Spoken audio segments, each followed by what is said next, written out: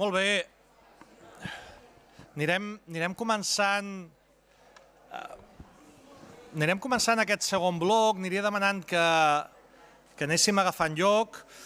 Aquesta segona part de la sessió la focalitzarem a casos d'èxit. Casos d'èxit. A Catalunya ja fa molts anys que hi ha administracions, operadors, tot tipus d'empreses de tots els sectors que estan impulsant temes de reutilització i també, i no menys important, centres d'investigació, universitats i empreses que fan projectes de recerca.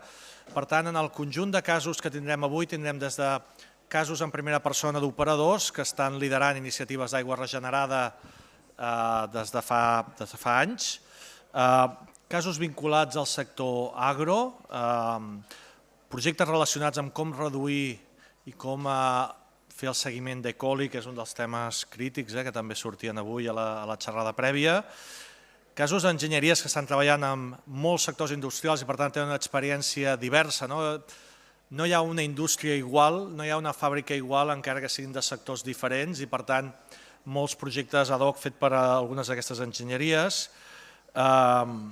Casos també d'empreses alimentàries que tenen un repte afegit en la reutilització, projectes d'R+D també vinculats en aquest cas al sector agro, projectes d'I+D que van en aquest pas més endavant i de fet la pregunta que feia al final a les administracions públiques no era gratuïta sobre la reutilització directa perquè també ens en parlaran sobre projectes que des de la recerca intenten avançar en aquest àmbit i casos ja consolidats que són referències no només a Catalunya sinó arreu com el de la indústria química que tancarà aquest bloc.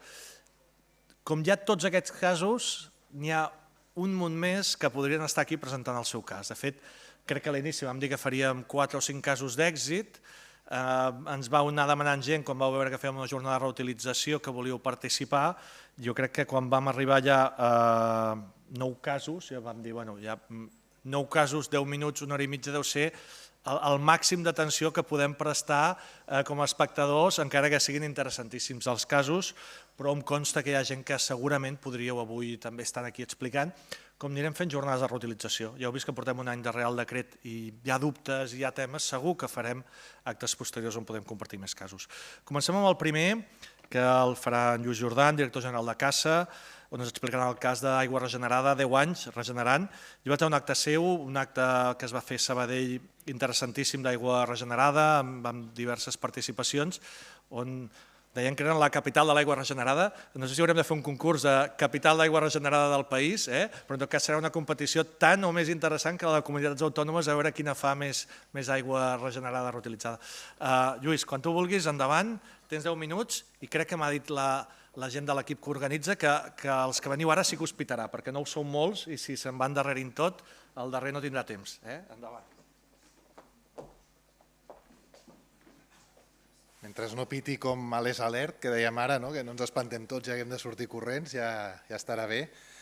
I el de la capital de l'aigua regenerada ho deixo pel final, perquè no som tan pretensiosos com pugui semblar. És una miqueta més local el que busquem, perquè també som realistes. No som tan pretensiosos perquè també som realistes. Us explico ràpid el cas de Sabadell, que ja fa més de 10 anys on estem distribuint de manera directa aigua regenerada. L'origen a Sabadell de l'aigua regenerada es troba a l'EDAR del Riu Sec, on també té l'estació regeneradora dintre de la mateixa EDAR, i això és perquè disposem d'un sistema de reactor biològic de membranes. Tenim 2 MBRs que permet generar 6 milions de metres cúbics a l'any d'aigua regenerada. L'aigua que surt dels MBRs, després amb un sistema de desinfecció amb hipoclorit i amb ultraviolats, és aigua regenerada de màxima qualitat i si és qualitat directament a més. L'únic ús que no podem donar-li, com heu vist abans, és el tema de la indústria alimentària, perquè demanen directament aigua potable. Però per arribar fins aquí, i aquesta segurament és la... Jo em quedaria segurament amb aquesta diapositiva, tot i que és la més avorrida, ha sigut un llarg camí. I per lo que hem vist de la nova normativa, jo el que em quedo és que el camí seguirà sent llarg i dur. És a dir, cada pas requereix de molts consensos, amb Salut, amb l'Agència Catalana de l'Aigua, i tots hem de donar aquests passos que tots ens sentim còmodes i segurs anar fent aquests passos endavant. I portem així, com veieu, pràcticament nosaltres posem des del 1999, que és quan es va integrar les depuradores de la ciutat, la del Riu Sec, i tenim una altra, la del Riu Ripoll, es van integrar en el cicle integral de l'aigua i, per tant, aquesta visió integral de l'aigua, d'una sola aigua per diferents usos. Ja el 2004 es va haver de fer un pla director d'aigües externes a la xarxa de distribució, per tant, aigües no potables. En el 2007 s'introdueix també aquestes aigües no potables en el reglament del Servei Municipal de Subministrament Domiciliari d'Aigua. El 2010 es va fer, després de Sant Cugat, vam tenir la segona ordenança municipal d'estalvi d'aigua en reutilització d'aigües grises, pluvials o, i aquesta era la d'allò, amb aigua regenerada a través de xarxa. El 2011 s'inclou la tarifa del preu de l'aigua no potable o no apta pel consum humà, també a dintre la tarifa. La mateixa tarifa municipal té una tarifa per l'aigua no potable on està l'aigua regenerada. I el 2011 es aconsegueix una concessió d'aigua regenerada per reg de zones verdes i neteja viària, que posteriorment, el 2014, passa a ser, amb l'ampliació d'aquesta concessió, passa a ser la primera de Catalunya amb ús d'aigua regenerada per cisternes de sanitaris, descàrrega de cisternes de sanitaris i reg de jardins privats, la màxima categoria del passat Real Decret del 1620, la 1.1, al polígon de Sant Pau de Riu Sec, és a dir, en una zona específica de Sabadell, que ara us explicarem. Ara, justament fa uns mesos, el 2025, hem aconseguit ampliar aquesta concessió d'aigua regenerada. Ja inclou també usos industrials, usos agraris, recreatius, ambientals i a tota la ciutat de Sabadell. Ja podem distribuir aquesta aigua a tota la ciutat de Sabadell. Això, bàsicament, abans ho posàvem perquè no teníem aquesta ampliació de la concessió i per tant explicàvem la qualitat de la nostra aigua ens permetria donar tots els usos que permet el Real Decret. Teníem de moment aquesta dissonància amb la concessió que no ens permetia alguns dels usos. A dia d'avui ja ho tenim tot alineat.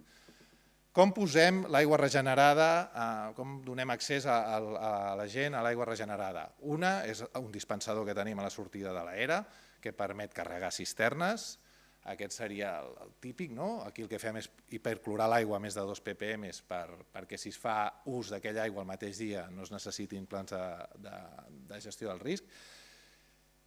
I l'altra, i aquesta és la novetat, és per xarxa. Tenim una xarxa que permet distribuir l'aigua a Sant Pau de Riu Sec, el polígon aquest comercial de Sant Pau de Riu Sec. Els que no coneixeu Sabadell és on està l'IKEA, l'IKEA Sabadell, aquella zona d'allà, el Leroy Merlin, el Viena. I per aquesta xarxa ja s'han consumit pràcticament 100.000 metres cúbics l'any 2024. A dia d'avui representa el 55% del consum d'aigua d'aquella zona. És a dir, es consumeix més aigua regenerada que aigua potable o aigua fresca, li hauríem de dir, no sé ben bé com dir-li, però es consumeix més aigua regenerada que aigua potable. Consumeixen més aigua pels comptadors d'aigua regenerada que pels comptadors d'aigua potable. I aquí veieu alguns casos, des del Cercle Sabadellès, que va venir aquestes jornades que comentava ara el Xavier, que és un club esportiu, que els serveix per regar les pistes de tennis, els jardins que tenen, fins a Moventia, que es va incorporar l'any passat degut a la sequera, que neteja tots els autobusos amb aigua regenerada, fins a casos com l'Heroi Merlin, 5.000 metres cúbics l'any. L'Heroi Merlin, el 90% de l'aigua que utilitza és regenerada, només fa servir 10% d'aigua potable. Per tant, tenim els grans estalviadors d'aigua potable en aquest. Ja no són consumidors d'aigua, nosaltres entenem, sinó que són estalviadors d'aigua potable. El que us deia, estem pràcticament als 100.000 metres cúbics d'aigua distribuïts. D'aquests 6 milions que produïm, estem distribuint 100.000 metres cúbics. Abans comentava el Jordi que a Catalunya tenim un problema d'oferta, a Sabadell el tenim de demanda. Ens falta molta demanda per poder assolir una aigua que ja la tenim regenerada. Equival més o menys al que hem estalviat d'aigua el consum de 2.750 habitants.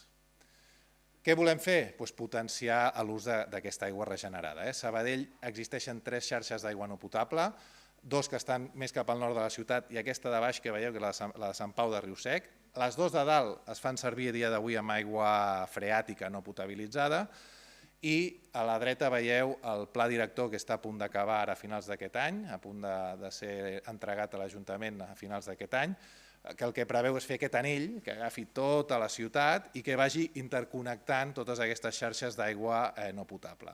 De manera que l'aigua regenerada quedi com a aigua no potable i l'aigua freàtica que alliberarem d'aquestes xarxes estem construint la primera potabilitzadora de Sabadell, al centre de Sabadell, al costat del Parc Catalunya. Estem construint una potabilitzadora on potabilitzarem tota aquesta aigua per introduir-la a la xarxa d'abastament.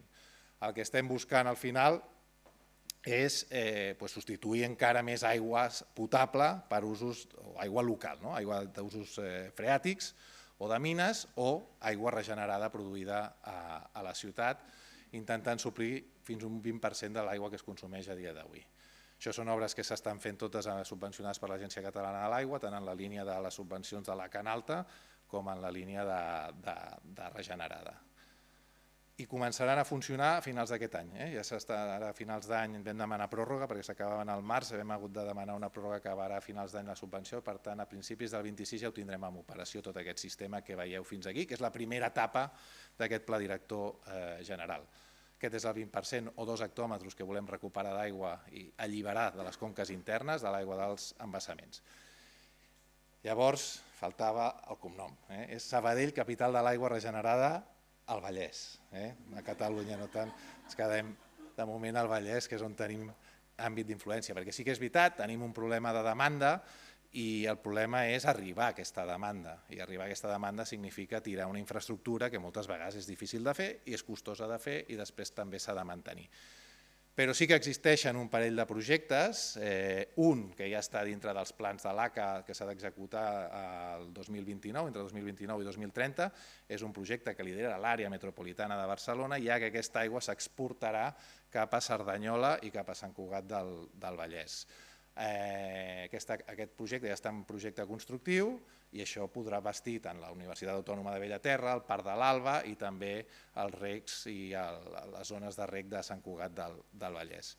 I després tenim un altre projecte cap a l'altra banda de Sabadell, que és Santa Perpètua de Mogoda. Aquest municipi també ha fet un pla director d'aigua regenerada i la seva font, per gravetat, per costos energètics, també és des de Sabadell. Què estem veient? Que des de Sabadell es pot vertebrar aquest territori, aquesta zona que queda entre la B30 i la B40, una zona industrial, un cinturó industrial, i des d'Aigua Sabadell volem apostar per aquí. La companyia precisament es forma l'any 1949 per importar aigua des de Barcelona, perquè la ciutat no podia créixer més amb els seus recursos propis, el típic cas de la ciutat que anava creixent, la indústria textil, llanera, i no podia créixer més la ciutat, teníem uns problemes d'aigua, i per poder seguir creixent va importar aigua des de Barcelona, després la gran vinguda d'ATL als anys 80, també per acabar d'abastir la ciutat. Ara el que volem és retornar part d'aquesta solidaritat a l'exterior en forma d'aigua regenerada, vertebrar aquest cinturó industrial amb aigua regenerada i poder fer ciutats i cinturons industrials més verds, però també garantir aquest recurs per futura indústria que pugui venir en aquest cinturó. Per tant, tenim aquesta visió interna a Sabadell i aquesta visió externa cap als laterals. I jo crec que em queden tots els segons i és un pla.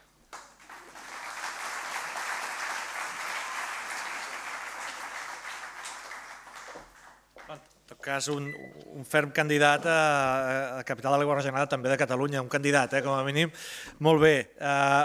El següent ponent serà en Jordi Oliver, investigador del programa d'ús eficient de l'aigua de l'IRTA, que ens explicarà com les aigües residuals urbanes depurades poden ser alternativa a la pluja pel cultiu de vinya, un sector amb el qual durant la sequera ha patit molt. Jordi, endavant quan vulguis. Gràcies.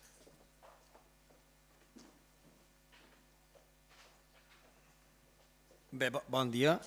Com que me van demanar un cas d'èxit, duc un cas d'èxit. Entenc que no són d'èxit també amb aigües regenerades, amb agricultura. L'agricultura és un sector molt, molt fràgil i com si hauríeu fixat el Reial Decret equipara. Molta sanitat, per agricultura no se compromet a dir aquesta és la qualitat d'aigua que hi ha d'haver.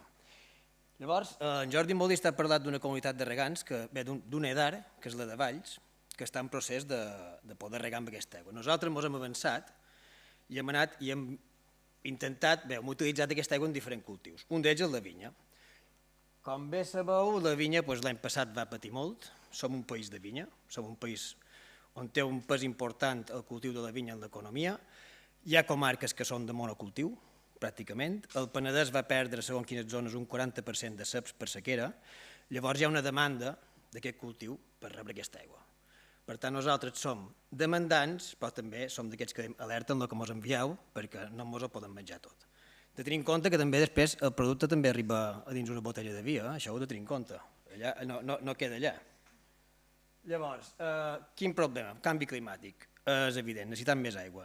L'agricultura de secà està molt amenaçada i la viticultura especialment. Altes temperatures, falta d'aigua, això ho sabeu. Què més? Tenim una altra competència a segons quines zones. És a dir, podem utilitzar aigua regenerada, però com ha dit en Jordi Molist, aquesta edat ha d'estar propera a l'explotació. Si no està propera, puja molt el cost. Per tant, parlam de rendiment econòmic d'una explotació. Si una aigua ens baixa el rendiment econòmic, no ens serveix de res. Llavors, tenim poques edars que tinguin capacitat de poder regar, diríem, cultius. Una d'elles és la de Valls. Perdó. Solució al problema de l'aigua. Una, la que ens proposen des de l'ACA, bastant fort, aposten pel tema de desviar cap a agricultura, aquelles ciutats que se pot. Llavors nosaltres ens dedicam com IRTA, el meu departament, que és ús eficient de l'aigua, i altres departaments que se dediquen a altres coses, a la qualitat agronòmica. És possible, no és possible, millora o no millora aquesta aigua, el nostre rendiment, l'agricultor la sap manejar, això és molt important, estem enviant una aigua molt complicada a un agricultor que ja li costava regar amb aigua senzilla. Llavors tenim un problema aquí de formació dels agricultors i van anar a veure aquesta comunitat de regants, la comunitat de regants de Valls. Què varen fer? És a dir, un estudi agronòmic senzill, que està inclòs dins un altre estudi agronòmic molt més complicat, però és regar o no regar amb aquesta aigua, així de fàcil. A o B, no hi ha més. Llavors tenim una comunitat de regants amb una conductivitat elèctrica d'1,4 de Siemens, més o menys, és molt baix per una aigua regenerada, és molt baix, per tant una aigua d'alta qualitat. I quins problemes tenim amb l'agricultura? Sal, conductivitat elèctrica, clor i sodi, bàsicament, en aquesta comunitat en concret. Perquè no només és la sal, sinó que la planta té elements fitotòxics, que poden ser nutrients però que amb altres qualitats fan mal. Llavors el que varen proposar és un assaig d'una vinya que no rega, que és lo normal, i una vinya que rega amb aquesta aigua, que no és lo normal, perquè a Valls no hi ha molta vinya, hi ha un altre cultiu que després comentaré lleugerament. Què hem mirat? M'he equivocat de vegada, perdoneu. Què hem mirat? A veure, hem fet un monitoratge en continu de la qualitat de l'aigua.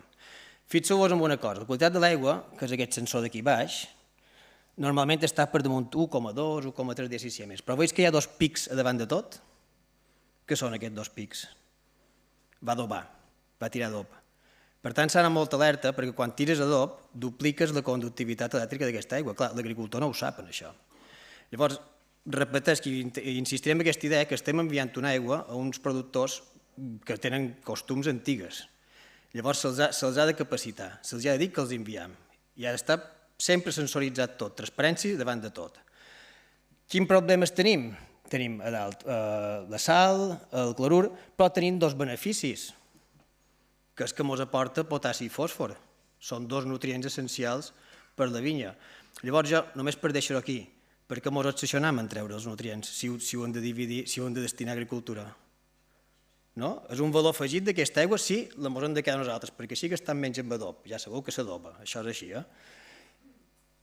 Si mireu bé, doncs mira, de potassi aquesta aigua ja ens dona un 15% de la necessitat del cultiu i aquestes necessitats estan sobredimensionades, ja vos ho dic, se pot tirar menys perquè duen tant d'anys regant amb aquesta aigua que el sol ja està ple de potassi. Llavors hem de tenir en compte això quan destinem aquestes aigües. Una solució quina és? En origen sensoritzar i que l'agricultor sàpiga exactament quina aigua li ve i ja ho podrà adaptar i assessorament, evidentment. Què més? L'altre problema que tenim, quin és? Un és, quan un va al metge, el primer que li miren què és? Temperatura, pressió sanguínia. Si tot està bé, doncs igual te'n pots anar cap a casa amb un paracetamol. Si aquí fallam, doncs potser hem de mirar alguna cosa més, no? Això és el que coneixem com potencial hídric de tija en plantes, que ens indica quin estrès hídric tenen aquestes plantes. Una aigua en sal provoca exactament el mateix estrès que una aigua normal amb menys quantitat. És un estrès per sequera. Llavors vàrem avaluar quin estrès ens provoca aquesta aigua.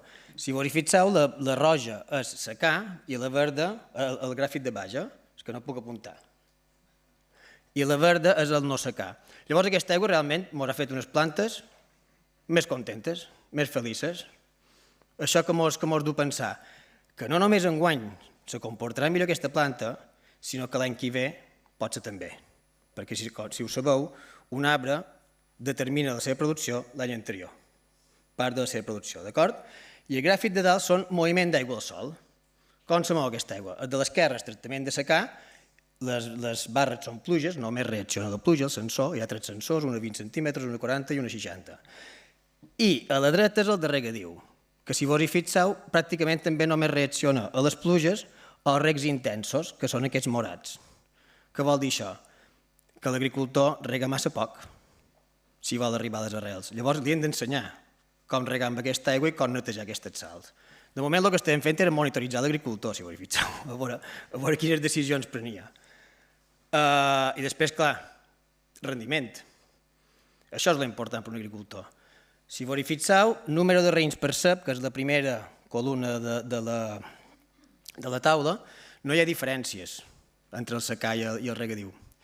Per què no hi ha diferències? Perquè això s'ha determinat l'any anterior. L'any que ve, segurament el secà baixarà en picat, perquè tot i que ha estat un any molt plujós, bastant plujós, se'n ressentirà. Però, en canvi, si m'hi fixem el rendiment general, sí, aquesta aigua ha portat uns raïms més grans i uns grans més grans. Aquest raïm va destinat a escumosos. Escumosos no és necessari un gra petit per millorar la qualitat, perquè no necessites antocians per fer color. D'acord? Llavors, com més quilos, millor. Com més suc, millor. Llavors, si vos hi fixeu, he guanyat 300 euros més, enguany. L'any que ve segurament en guanyarà uns quants més.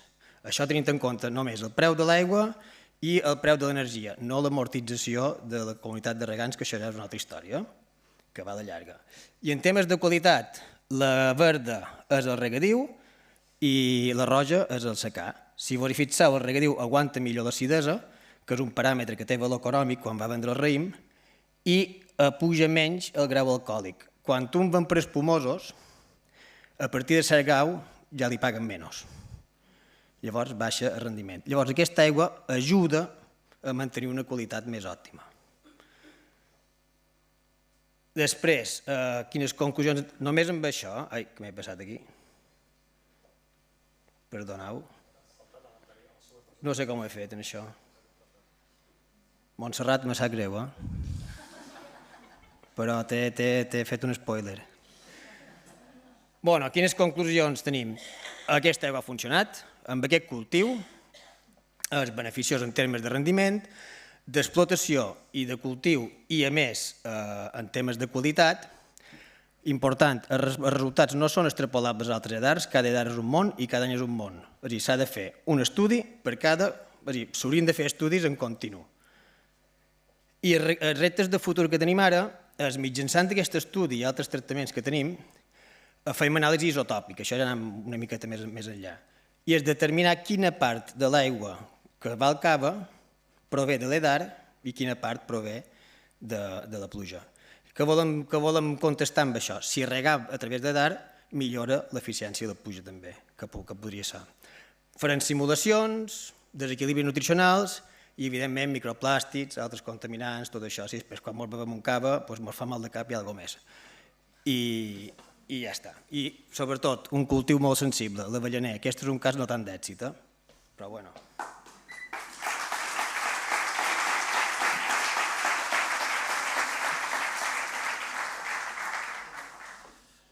Molt bé, Jordi. Moltes gràcies també per ajustar el temps. La següent presentació, com ja s'avançava amb aquest spoiler, el farà la Montserrat Batlle, especialista d'innovació a DASA, que ens parlarà de les solucions avançades d'Ecoli. De fet, havíem fet algun projecte d'I+D fa un temps, provant aquesta tecnologia, amb la qual fantàstic que avui ja podem presentar millors resultats i més avançats. Endavant, Montse, quan vulguis. Bon dia. Després de l'espoiler ja heu pogut veure que jo parlaré de solucions que permetran garantir que l'ús de l'aigua regenerada és segur. El canvi climàtic ja ha deixat de ser un escenari de futur per convertir-se en una realitat palpable i això ho podem veure contínuament i especialment ho vam poder comprovar en el darrer episodi de sequera que vam patir a Catalunya. Per això la reutilització de l'aigua ha esdevingut ja una eina pràcticament inqüestionable per poder combatre l'escassetat hídrica. Una de les coses que preocupa més en la reutilització de l'aigua, com ja ha anat sortint, és la qualitat, la seguretat i la qualitat microbiològica d'aquesta aigua. I en el Real Decret 1085 ja se'ns diu que E. coli és un dels principals paràmetres a controlar, que és a més el que en determina l'ús. Però en el Real Decret parla només de mesures puntuals i per garantir-ne la màxima qualitat necessitem eines que ens permetin tenir una mesura contínua d'aquesta qualitat de l'aigua i en temps real. En aquest sentit, jo us presentaré una solució que es basa en Aquabio i B. coli, que és una solució desenvolupada per ADASA, tant l'una com l'altra. Aquabio és un dispositiu de mesura automàtica i contínua de la qualitat de l'aigua que quantifica E. coli i B. coli és un sensor virtual basat en intel·ligència artificial que ens dona una mesura en temps real de E. coli. I bé, quan agafem les mostres de laboratori per mesurar E. coli té una sèrie de restriccions, entre elles el temps. Per exemple, pots trigar entre 24 i 96 hores a tenir un resultat, però a més té moltes altres restriccions.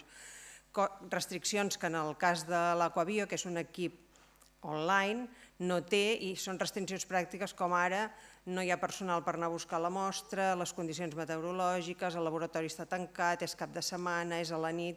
Tot això amb Aquabio aquestes restriccions se superen i a més Aquabio té la peculiaritat de tenir la ETV, que és una verificació promoguda per la Comissió Europea, que ens diu que les dades proporcionades per E. coli són confiables i que els usuaris poden prendre decisions basades en E. coli amb total confiança. I com funciona Aquabio? Doncs Aquabio es basa en introduir la mostra a la que se li afegeix un substrat, que aquest substrat és específic d'E. coli i que té una partícula lligada que és incolora. En el moment en què E. coli comença a degradar aquest substrat, aquesta partícula queda lliure en el medi i quan és lliure en el medi és fluorescent. Llavors el nostre sistema el que fa és mesurar aquesta fluorescència fins al moment en què aquesta fluorescència és detectable pel sistema i el temps en què es detecta és inversament proporcional a la concentració inicial que teníem d'E. coli. De manera que més temps, menys concentració, seria 12 hores per assegurar que tenim un 0 i menys temps per més concentració.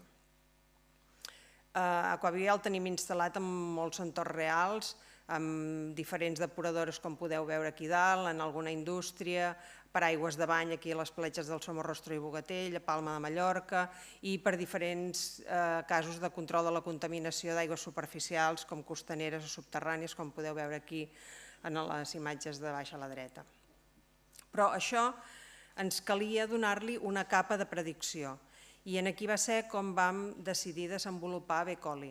Que B. coli és un sensor virtual basat en intel·ligència artificial que consta d'un mòdul, el mòdul en si, el model matemàtic d'intel·ligència artificial, un sistema de predicció i un centre de control que ens permet l'adquisició i visualització de les dades. Aquest sensor té una primera fase d'entrenament en la que se li introdueixen les dades de procés, dades de laboratori, dades històriques i una sèrie de mesures en continu que són de paràmetres fisicoquímics i dades meteorològiques. I a més es monitoritza de forma contínua en l'entrenament el valor proporcionat per Aquabio d'E. coli, que com ja hem vist té una certa garantia en la qualitat, té una garantia de la qualitat de la dada. A partir d'aquí el sistema ens dona un valor estimat d'E. coli. En una següent fase d'execució ja només funciona el sistema de predicció i només amb les dades dels paràmetres fisicoquímics ja ens permet tenir un valor estimat d'E. coli. Però en el nostre cas, i a diferència d'altres sensors virtuals que es basen només en paràmetres fisicoquímics, es comprova aquest valor, es verifica amb l'Aqua-Bio i a més aquest valor obtingut amb l'Aqua-Bio s'utilitza per reentrenar el sistema, de manera que aquest sistema cada vegada és més robust. Tenim instal·lat el B-Coli a l'escorxador d'Avinyó i actualment està instal·lat a la sortida de la depuradora perquè estan utilitzant l'aigua en aquests moments pel reg de boscos i camps. Però en un futur proper, quan tinguin tot el sistema que estan instal·lant ara de tractament terciari, esperen poder reutilitzar aquesta aigua, almenys per la neteja de camions i corralines, que en aquests moments els suposa un 15% del consum de l'aigua potable del total del consum d'aigua que tenen a la planta. I esperem que aquí B-Coli doni confiança a Sanitat perquè està segurs de l'ús d'aquesta aigua, de la utilització d'aquesta aigua. Això és el sistema en què consisteix, està instal·lat a la sortida en aquests moments del filtre tèxtil i consisteix en un Aqua-TSMO i un Aqua-Bio. L'Aqua-TSMO és un equip multiparamètric que també és desenvolupat per ADASA, que mesura aquests paràmetres que podeu veure aquí a la dreta, que són paràmetres fisicoquímics, i Aqua-Bio, que mesura Escherichia coli. Tot això s'emmagatzema en el núvol i a través d'Ecodata adquirim i visualitzem les dades. Això seria una fotografia de la instal·lació que vam muntar pel projecte. I aquí teniu un exemple de resultats de 3 mesos de funcionament del sensor, en què podeu veure en verd el valor que hem anat obtenint del sensor virtual i en blau el valor corresponent d'Aqua-Bio que hem anat contrastant. Podeu veure que l'error entre les mesures i les prediccions és molt bo, és només d'un 5,3%. I a la dreta, el model matemàtic que hem aplicat en aquest cas és l'XGBoost, que és un sistema de xarxa neuronal, i aquí a la dreta podeu veure el pes de cada un dels paràmetres que cada un dels paràmetres té sobre el model. I la precisió de la predicció és d'un 92,25%, que està molt bé. I res, només per acabar, us volia dir que la barrera real per la reutilització no és la tecnologia, sinó que és la confiança, que la tecnologia hi és i és confiable i només cal que us animeu a utilitzar-la. Moltes gràcies.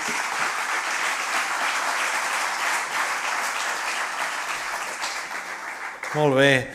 Anirem al següent cas, sobre casos de recirculació d'aigües en diferents sectors industrials. La recirculació és un dels grans reptes que anirà a càrrec d'en Sergi Martí, director general d'Stenco, el qual aprofitem per felicitar-los perquè aquest any fan 65 anys, no en Sergi, Stenco, l'empresa. En Sergi és més jove, però aprofitem per felicitar-los, no és fàcil, anar sumant anys, 65 encara menys. Endavant, Sergi, quan vulguis. Gràcies, Xavier. Doncs el que he fet és preparar casos, 8 casos. No he volgut profunditzar en un, he fet 8 casos, perquè la recirculació o reciclatge, que abans parlàvem de reciclatge i el Real Decret diu recirculació i haurem de parlar de recirculació, diguem-ne, és el germà pobre del tema. O sigui, no es visualitza. O sigui, la indústria, si és necessari, ho fa, si és viable, ho fa, però normalment fa recirculacions, i en fan moltes, fa més de 15 anys que estem fent recirculacions, però no és visible. I no s'agafa aigües fecals, té altres aigües, ja siguin aigües, les properes, les pròximes serien aigües grises, però normalment són aigües de procés que es contaminen i es poden tornar a depurar per tornar-les a utilitzar dins la indústria. Aquí he fet, molts coneixeu Stenco, però altres no coneixeu Stenco, i és una petita presentació d'Stenco molt breu. Referències, certificats i acreditacions d'Espanya. Empresa líder al sector privat del tractament de l'aigua i el seu cicle integral, amb més de 60.000 equips i projectes realitzats. Les nostres modernes instal·lacions, amb més de 20.000 metres quadrats, compten amb oficines, enginyeria, fàbrica, magatzems i laboratoris propis. Disposem de 2 centres de producció a Catalunya i una a Espanya, i formem part del grup MTA amb 7 empreses relacionades amb el cicle de l'aigua. Més de 200 professionals interdisciplinaris altament qualificats ofereixen tota mena de solucions per una gestió, tractament i reutilització eficient de l'aigua. Solucions integrals i personalitzades per més de 20.000 clients, l'anàlisi de l'aigua, el tractament i el reciclatge de tot el cicle integral i la prevenció de la legionel·la a tot Espanya. Realitzem també instal·lacions a molts altres països del món. Optimitzem la productivitat i ajudem a assolir els objectius de sostenibilitat dels nostres clients a nivell nacional i internacional. Anem més enllà amb una missió clarament social, millorar la qualitat de l'aigua, el medi ambient i la salut pública. A Estenco complim el nostre 65è aniversari en un any marcat per la important sequera a diverses zones d'Espanya i especialment a Catalunya, a causa dels efectes del canvi climàtic. També en aquestes circumstàncies d'escassetat d'aigua posem tot el nostre coneixement i experiència al servei dels clients i de la societat, potenciant la nostra activitat en estalviar aigua, gestionar-la millor i reutilitzar-la per a diversos usos. 65 anys en què no hem deixat d'innovar, evolucionar tecnològicament, créixer, evolucionar en productes i serveis i adaptar-nos ràpidament a les noves necessitats dels clients i del mercat. Tractem l'aigua, font de vida de les persones, al nostre planeta i per a diferents usos i activitats econòmiques de la nostra societat. Estenco, 65 anys cuidant l'aigua. Water is life. Sembla que la sequera s'ha acabat i s'ha acabat, oficialment, però durant 10 anys tindrem més episodis de sequera, i per això el tema de la recirculació és important. Anem a aquests 8 casos. El primer cas, una torre de refrigeració. Una torre de refrigeració no agafarem aigües fecals o aigües residuals. Si tenim una aigua que és la pròpia purga, o sigui, una torre de refrigeració està purgant. En aquest cas, una indústria química del Vallès Oriental, primer, en tot el tema de recirculació, un tema industrial, és sempre recomanable fer plantes pilot. No podem fer una tecnologia, ja veurem que hi ha tecnologies d'osmosi inverses, ultrafiltracions, però també hi ha primaris i fisioquímics. Però sempre s'ha de fer plantes pilots per testar i després fer el tema industrial. Doncs aquí vam poder recuperar el 100% i aprofitar un 80 o 85%. En aquest cas són 1.000 metres cúbics a l'any. He posat dels casos de menys a més. Hi ha casos molt petitets i hi ha casos més grans. Però aquí vam fer una planta pilot i l'èxit són una osmosi determinada per tipus d'aigua i el que estem fent, la purga, l'adequem i la tornem a posar amb l'aigua d'aportació. Segon cas. En aquest cas, a la Segarra, una indústria de prefabricats de formigó. En aquest cas és el 2021. He posat els diferents anys, perquè alguns estan amb la sequera i altres no estan a la sequera. En aquest cas, fixeu-vos que hi ha una aigua que s'utilitza per neteja i s'embruta. Aquí simplement és un tractament fisioquímic. No hem d'anar a terciaris o quaternaris tractaments. A vegades un fisioquímic per reciclatge és suficient. Amb coagulació, fulcració, decantació i finalment ajust de pH. Aquí són 5,5 metres cúbics dia i 2.000 metres cúbics a l'any. Anem al tercer, que en aquest cas és el Baix Llobregat, una cimentera molt important, i es va fer el 2017. No hi havia sequera. Hi ha moltes indústries que, si econòmicament és viable, ho fan amb sequera o sense sequera. I aquí el que vam fer és també el cabal de neteja dels plats d'un transportador de sòlids que forma part del sistema de producció, doncs fem un tractament fisioquímic. Aquí és un tema de sòlids, el que ens molesta. Aquí no hi ha DQO, no hi ha matèria orgànica. Doncs aquí fem un sistema fisioquímic, un ajust de pH, coagulació, fulcració, decantació i espessiment. Aquí vam recuperar 16 metres cúbics al dia, a l'any uns 6.000 metres cúbics a l'any. Anem de més a menys. La següent, el Moianès, una indústria tèxtil. Una indústria tèxtil que aquí estem en plena sequera. Rep la carta de l'ACA, ha de reduir el 25%. Aquí ja no és viable els estalvis d'un 5 o del 10%. No, ha de reduir el 25%. Aquí la recirculació o reciclatge sí que la sortirà a ser la depuradora. Aquest és un altre cas. Té una depuradora d'aigües residuals, industrials, i aquí el que fem és un tractament terciari. I mirem quina qualitat de l'aigua necessita per netejar les teles. Doncs veiem que simplement amb un tractament terciari, que és una filtració, amb anelles en aquest cas, i un sistema automàtic de cloració, tenim la qualitat suficient pel procés adequat de la neteja de teles. En aquest cas, vam poder estalviar 40 metres cúbics al dia, uns 14.000 metres cúbics a l'any. I aquí hi ha un efecte secundari molt important a l'època de sequera. Ara no hi ha oficialment sequera, però en aquell moment tothom va descobrir els plans d'estalvi de l'aigua, que feia molts anys que existien, i que s'han de fer abans de la sequera. Vam tenir la sort de gestionar el 50% dels plans d'estalvi d'aigua de Catalunya, de les conques internes, i aquí vam poder, amb aquesta actuació, presentar tota la documentació perquè en comptes del 25% fos un 10% menys la reducció que havien de fer. perquè ja havien estalviat. Això, en teoria, s'ha de fer abans de la sequera, i ara és el moment. Ara que estem tranquils, que no hi ha sequera, el sector industrial, molts ho estan fent, altres no, perquè miren a curt termini, és presentar estalvi, tots els estalvis que estan fent, fer-ho oficial, perquè així l'ACA pugui tenir aquest pla d'estalvi de l'aigua i quan hi hagi la sequera, si és que n'hi ha, perquè s'estan fent moltes actuacions, però són 10 a 15 anys, doncs la reducció sigui inferior. Anem al següent cas. En aquest cas, a l'Alt Penedès, una indústria important del cava, que té una depuradora d'aigües residuals i es va fer aquest any, el 2025. Just s'acaba la sequera, però la indústria vol fer estalvis d'aigua. En aquest cas, com ja tenim una depuradora, ja tenim un tractament de les aigües residuals i el que volíem és per reg. Ja no és un procés industrial, sinó que el que necessita més aigua és per reg. I en aquest cas es fa un tractament terciari. El tractament terciari, quan tenim una depuradora, és com les depuradores urbanes. Normalment és una filtració i una cloració. Pot haver altres tractaments, però el bàsic és aquest punt.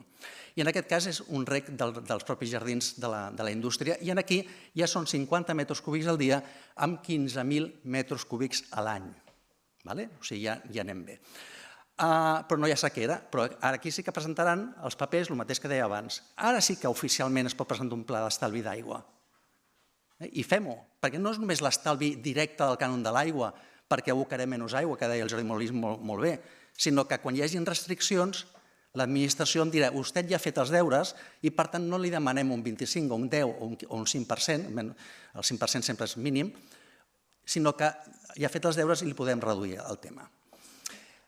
El següent cas és el Maresme, una indústria farmacèutica, i això és molt habitual a la indústria. Gent que ja tenia equips d'osmosi inversa, que podem aprofitar fins a un 75% l'aigua, i en canvi el 25% és un rebuig que l'estem llançant, estem posant osmosis a l'aigua de rebuig per aprofitar el 50% i per tant del 75% ja anem al 90%. Això s'està fent molt a la indústria, perquè hi ha un estalvi energètic, hi ha un estalvi de l'aigua, hi ha un estalvi, un retorn molt ràpid, en aquest cas. I en aquest cas, no només pel procés, sinó, fixeu-vos que és una part d'aquesta aigua, inclús la passem per un descalcificador i la passem per una caldera de vapor, per alimentar una caldera de vapor. O sigui, abans a la primera taula es deia que a la indústria no tenim regulacions, pot ser un criteri tècnic del Real Decret, no la freqüència analítica, sinó les qualitats, podria ser un referent, però després, per exemple, en calderes de vapor hi ha un Real Decret d'indústria que diu que la qualitat de l'aigua d'entrada i de sortida, d'aportació i de l'interior de la caldera hem de complir. I si no serà el fabricant, estem fent una cosa de neteja de vaixells, doncs és el fabricant de la pintura que diu que vol una qualitat determinada, aquella qualitat de la pintura.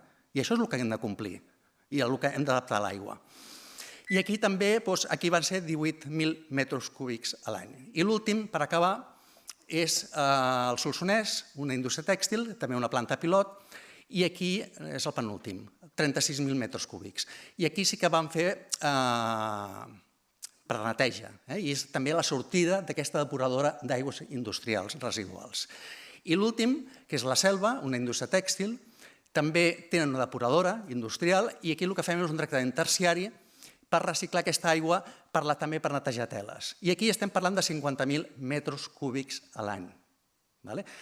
Fa 15 anys s'estan fent desenes de temes. Nosaltres estem a tot Espanya i a Catalunya el 80% del reciclatge es fa a Catalunya. A la resta de comunitats autònomes, per desgràcia, no hi ha la pressió que hi ha hagut aquí i la situació que hi ha hagut aquí. Però que la tecnologia existeix, s'ha de conèixer i s'ha d'aplicar. D'acord? Bé, doncs res més. Moltíssimes gràcies a tots.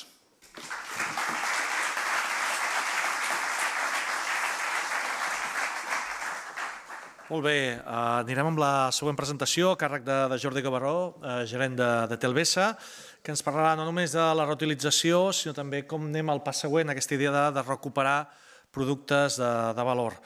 Jordi, endavant, quan vulguis. Gràcies, Xavi. Això entenc que... Sí, doncs jo aprofito el guant que ha tirat en Sergi pel tema que s'ha de fer un pilotatge en cada cas industrial. Nosaltres ens dediquem a indústria, no fem res d'aigües urbanes i em centraré en 3 pilots que estan en fases diferents de recuperar un valor afegit que porta les aigües residuals. Per nosaltres és important entendre que no només és recuperar aigua, que d'acord, però moltes vegades portem a la depuradora matèria prima que podria fer-se servir o per la mateixa indústria o per altres indústries. I amb aquest concepte hem intentat treballar, d'acord? Començarem una mica la presentació. Qui som nosaltres? Nosaltres som filial d'un grup alemany que es diu Berle, que són els tecnòlegs. Ens dediquem a fer servei a indústria, des de lloguer de plantes d'osmosis, d'ultrafiltració, reconversions de plantes convencionals a MVR, disseny, construcció i seguiment de plantes pilot, operació i manteniment, etc. Aleshores, em poso una mica amb els antecedents d'on venim nosaltres.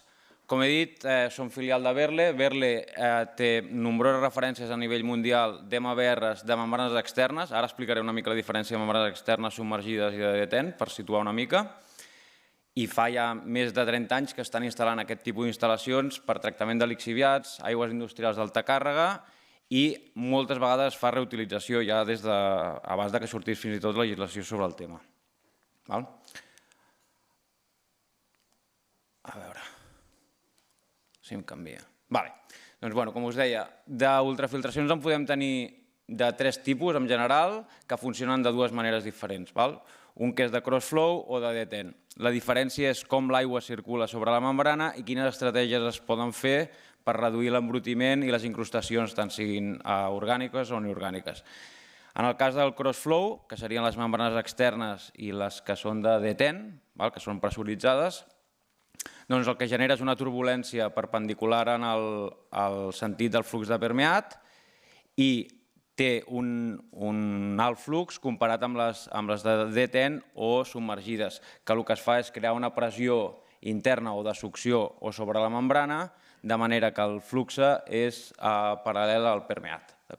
Hi ha 2 exemples, el de la part de dalt seria les de detent i la de baix seria un exemple de membranes externes amb crossflow. Aquí hi ha uns dibuixos de com poden ser les configuracions d'aquestes membranes. La part gran és de membranes externes. Això va ser un pilotatge que vàrem fer a IDR, una indústria dels curtits a Igualada.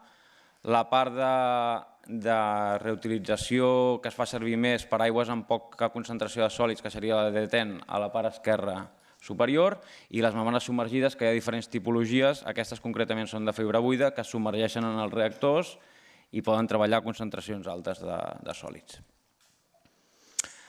Projectes d'èxit. Com he dit, nosaltres fa anys que estem treballant en temes de reutilització, hem treballat amb L'Oreal, amb IDR, amb grups de gestió de residus com GBI Paprec i d'Esteve Química. Les reutilitzacions de les aigües són diverses en funció de les necessitats que té cada un dels clients i, com deia també en Sergi, la qualitat de l'aigua que volem al final és diferent en cada cas. En el cas de L'Oreal, per exemple, és necessària una osmosis posterior i en els altres casos no, depèn de l'ús que se'n vulgui fer. Doncs aquí estàvem mirant que, a part de reutilitzar l'aigua, poder donar un valor afegit en aquest tema de la reutilització. Com us comentava, al final la depuradora arriba a material que pot ser matèria prima, que té un cost a nivell de compra i després té un cost a nivell de tractament, ja sigui amb oxigen, amb coagulants, químics, etc. Aleshores, la idea amb què treballàvem era recuperar aquesta matèria prima per poder fer servir o entrar de fàbrica, depèn del cas, ara anirem 3 casos concrets, o en el mateix procés o per un tercer. I a més, evitem l'enviament d'aquesta matèria que té un valor afegit cap a la depuradora i que ens augmenta els costos de tractament, bàsicament energètic o de químics. Aleshores, hi ha 3 exemples. Un d'una empresa química, que no tenen una biologia a nivell de tractament d'aigües perquè no ho resisteix. Una empresa biotecnològica molt nova que el que vol és recuperar els macronutrients que té l'aigua. I després parlaré d'un exemple en una empresa alimentària. El primer dels casos és una empresa química que produeix tinys per la indústria tèxtil.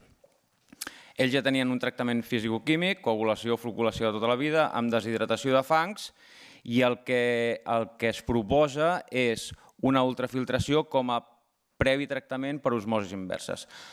L'objectiu aquí és recuperar matèria prima que pugui tornar-se a reintroduir en el sistema i reduir costos tant a nivell de depuració com de producció. I a més, aquí és al revés. La conseqüència és que generen un permeat, que és una aigua que els permet reutilitzar dintre els seus processos. En aquest cas vam fer diverses proves d'ultrafiltracions. N'hi ha diferents tipologies, n'hi ha bàsicament d'orgàniques o de ceràmiques. En aquest cas les orgàniques no van resistir perquè són dissolvents molt forts i es trencaven i passava SDI sòlids a la part d'osmosi inversa, per tant es va descartar, i al final es va fer unes proves amb membrana ceràmica que van ser satisfactoris en aquest sentit per la robustesa que té la pròpia membrana. Aquest projecte en concret ara ja està en fase de construir la planta real, vull dir que es va avançar molt i ja no és el pilotatge ens va servir per demostrar la tecnologia i poder fer la planta real. Després, un altre cas curiós és una empresa biotecnològica que el que fa és la producció de carn animal, bàsicament de vedella, però amb laboratori, amb reactors. A Europa encara no està legalitzat, aquesta gent es dedica a exportar, bàsicament a Estats Units i Singapur, i el que tenen és purgues dels reactors que, sobretot per la concentració d'amoni que inhibeix el creixement de les cèl·lules animals, han d'anar fent purga dels reactors. Què passa? En aquest líquid, en el licor mescla que tenen entre els seus reactors, no només hi tenen amoni, sinó les macromolècules importants pel creixement de les cèl·lules animals. Per tant, ens vam centrar en poder recuperar aquestes macromolècules i com ho vam fer va ser la ultrafiltració també ens permet treballar amb diferents talls de pes molecular. En aquest cas podem treballar entre 5 a 100 i 250 kilodaltons i amb aquests talls podem aconseguir separar l'amoni de les macromolècules que interessaven. El pilotatge es va fer, va tenir resultats satisfactoris. De moment, com que el creixement de la indústria en concret té altres prioritats ara mateix, però sí que ha quedat demostrat que podem recuperar part d'aquestes macromolècules i de l'aigua que, a més després no van a la depuradora. I per últim, a l'empresa alimentària, aquesta empresa es dedica a fer producció d'aliments en patata, bàsicament, i alhora es produeix aigua amb midó. De midons n'hi ha diferents tipus, podem separar solubles i insolubles. Els insolubles són relativament fàcils de separar amb un hidrocicló, però hi ha la part soluble que no és possible recuperar-la i que té un efecte sobre la depuradora. Aquí el que ens hem plantejat és anem a veure quina selecció de membrana hem de fer a nivell de tall molecular per recuperar aquest midó soluble i donar-li un potencial a nivell de vendre a altres indústries, com poden ser cosmètics, farmacèutics, etc., que tenen una demanda important d'aquest tipus de midó. I aquest és el meu final.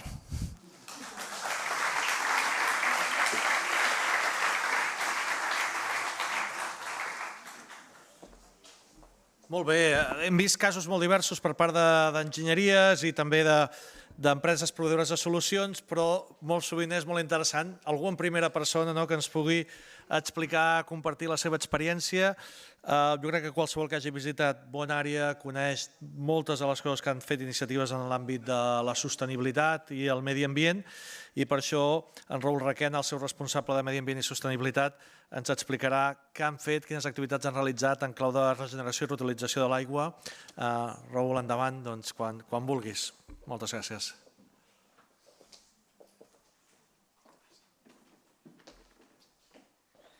Hola, bé, bon dia.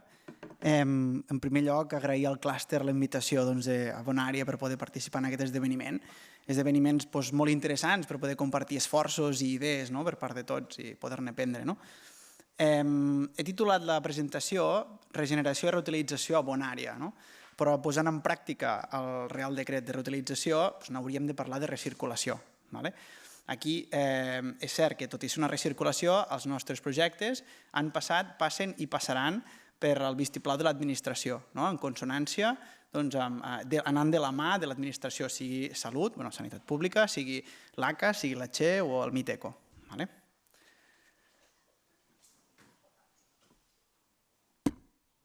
Això no funciona. No, tiro enrere. Ara. Segurament gairebé tots els que esteu a la sala coneixeu el model de Bonària, però sí que m'agradaria fer una breu pinzellada per situar una mica l'empresa, situar una mica el model. És un model d'integració vertical completa, únic al món, un model d'economia circular que va del camp fins a la taula, sense intermediaris, passant pels diferents processos, tant les activitats agroramaderes, la transformació, la logística i l'expedició, fins a les nostres més de 600 botigues.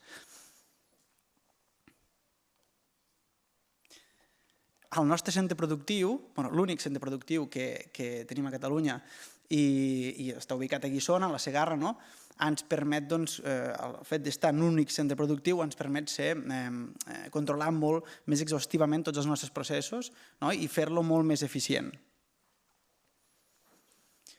Posant alguns dels exemples o projectes més rellevants en termes de sostenibilitat mediambiental, posaria el focus en 7 d'ells, per exemple, els 5 megawatts instal·lats d'energia solar fotovoltaica a les diferents teulades, tot i que incrementarem aquesta potència amb diferents projectes nous, el certificat residu zero que disposem des de 2022, la caixa reutilitzable que transporta tots els nostres productes des de producció fins a les nostres més de 600 botigues al llarg d'Espanya, un nou projecte que hem posat en marxa aquest any, al maig d'aquest any, que és la safata retornable i reutilitzable a les nostres 54 botigues de la província de Tarragona i les 2 de Guissona, amb una referència concreta de pollastre. I ara entrarem més en detall el que fa a l'estació depuradora d'aigües residuals, on preveiem o estimem reutilitzar o recircular el 40% d'aquesta aigua. Ja hi entrarem en detall a continuació. També disposem d'una planta de biogàs en construcció i l'obtenció de bioplàstics mitjançant residus orgànics. També és important citar que controlem i explotem al 100% el cicle integral de l'aigua. Des del 2016 que vam començar a plantejar-nos quin tipus d'estació depuradora havíem de construir, la depuradora nova que havíem d'afegir. El 2021 vam decidir que havia de ser una ultrafiltració, una MBR, aquí amb tecnologia que creia en projecció de futur, amb una inversió de 7,5 milions d'euros i una capacitat de 5.000 metres cúbics al dia. El que deia, tecnologia en projecció de futur, no us ho he d'explicar, membranes submergides de fibra buida amb un tamany de 0,04 micres, on retenim la totalitat de sòlids en suspensió, deixant una aigua a 0,2 NTUs aproximadament. Reté una gran part dels microorganismes i amb la posterior desinfecció deixaria aquesta aigua amb absència de microorganismes, obtenint una aigua d'alta qualitat i potencial regeneració. A partir de la nostra estació de regeneració d'aigües, la situació actual pel que fa a la recirculació és que estem reutilitzant, perdoneu-me que vaig a dir en reutilització, recirculació, aniré canviant, però al final ja ens entenem. El 15% seria per el que és neteja de zones brutes, diguem-ne, tot el que és rentat de camions de bestiar a Viram, neteja de quadres, neteja de zones de càrrega i descàrrega dels camions de bestiar a Viram.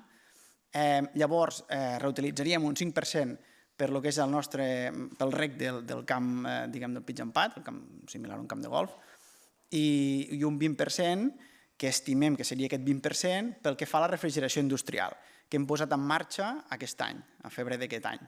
Hem arrencat la refrigeració industrial mitjançant l'aigua regenerada. En total, una reutilització del 40%. Els següents passos, és a dir, ara tenim molt clar, fins aquí, fins al que és la refrigeració, fem servir aquesta aigua ultrafiltrada. A partir d'aquí seria intentar obtenir, amb aquest projecte R2 Aqua, juntament amb el BET, el clúster i l'administració, evidentment, obtenir una aigua de molt més alta qualitat per incrementar la reutilització amb nous usos més exigents en un futur pròxim. A part d'aquests 150 paràmetres, més o menys, que hi ha en aquest Real Decret 323 d'aigües de consum seria analitzar altres paràmetres com puguin ser contaminants emergents, siguin fàrmacs resistents i patògens. I aplicant-hi uns trens de tractament diferents per poder obtenir una aigua amb aquesta molt bona qualitat. Llavors, aquí, com dèiem, el Real Decret 1085 sí que obre un canvi de paradigma en el qual introdueix més usos per a la indústria alimentària, en aquest sentit, i que requereix aquesta qualitat Real Decret 323. Al final el que ens interessa és estudiar, continuar estudiant, continuar analitzant i veure fins on podem arribar, sobretot a nivell analític i a nivell d'estudi, i intentar reutilitzar amb més usos, sigui amb aquesta qualitat que puguem obtenir assimilable a potable, o sigui per recàrrega aqüífers, serien els possibles següents passos que, com he dit, anirem de la mà de l'administració i conjuntament, col·laborativament, arribar a la viabilitat d'aquests projectes. I llavors, futures línies de treball, aquí en termes de sostenibilitat, sí que a part de la depuradora ja afegeixo la planta biogàs per aquí dins, perquè al final és un tot, al meu entendre. Llavors aquí tindríem el que comentàvem, en funció dels resultats d'aquest grup operatiu Redosaqua, d'aquest projecte Redosaqua, l'aplicació de tractaments quaternaris o el que convingui per obtenir aquelles qualitats que us he comentat. Sobretot, us dic, analitzar i estudiar. Després ja veurem la viabilitat de la seva aplicació. I continuar també analitzant l'extracció de futurs nous biorecursos, l'obtenció del biogàs per generar vapor a partir dels residus orgànics del centre alimentari, la possible injecció d'aquest biometà a la xarxa de gas natural, captar el CO2 per aplicacions del centre productiu o continuar amb l'obtenció de bioplàstics a partir de residus orgànics, continuar-hi estudiant. Al final, transformar aquesta depuradora i planta biogàs que tinguem construïda en una planta de biorecursos, per lo que és l'autosuficiència, l'eficiència, la sostenibilitat i la resiliència. Fins aquí. Gràcies.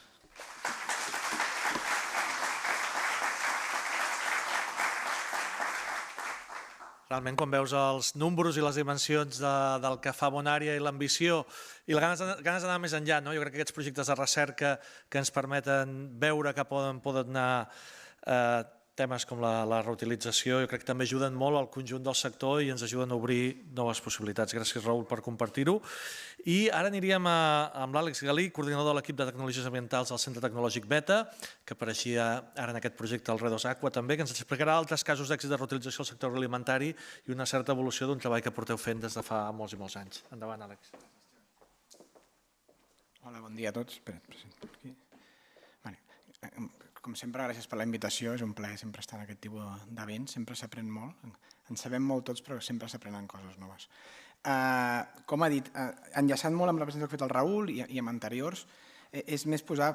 Expliquem dos casos d'èxit del sector alimentari, dos projectes que estan acabats i donem una mica de pinzellades també de com està el tema.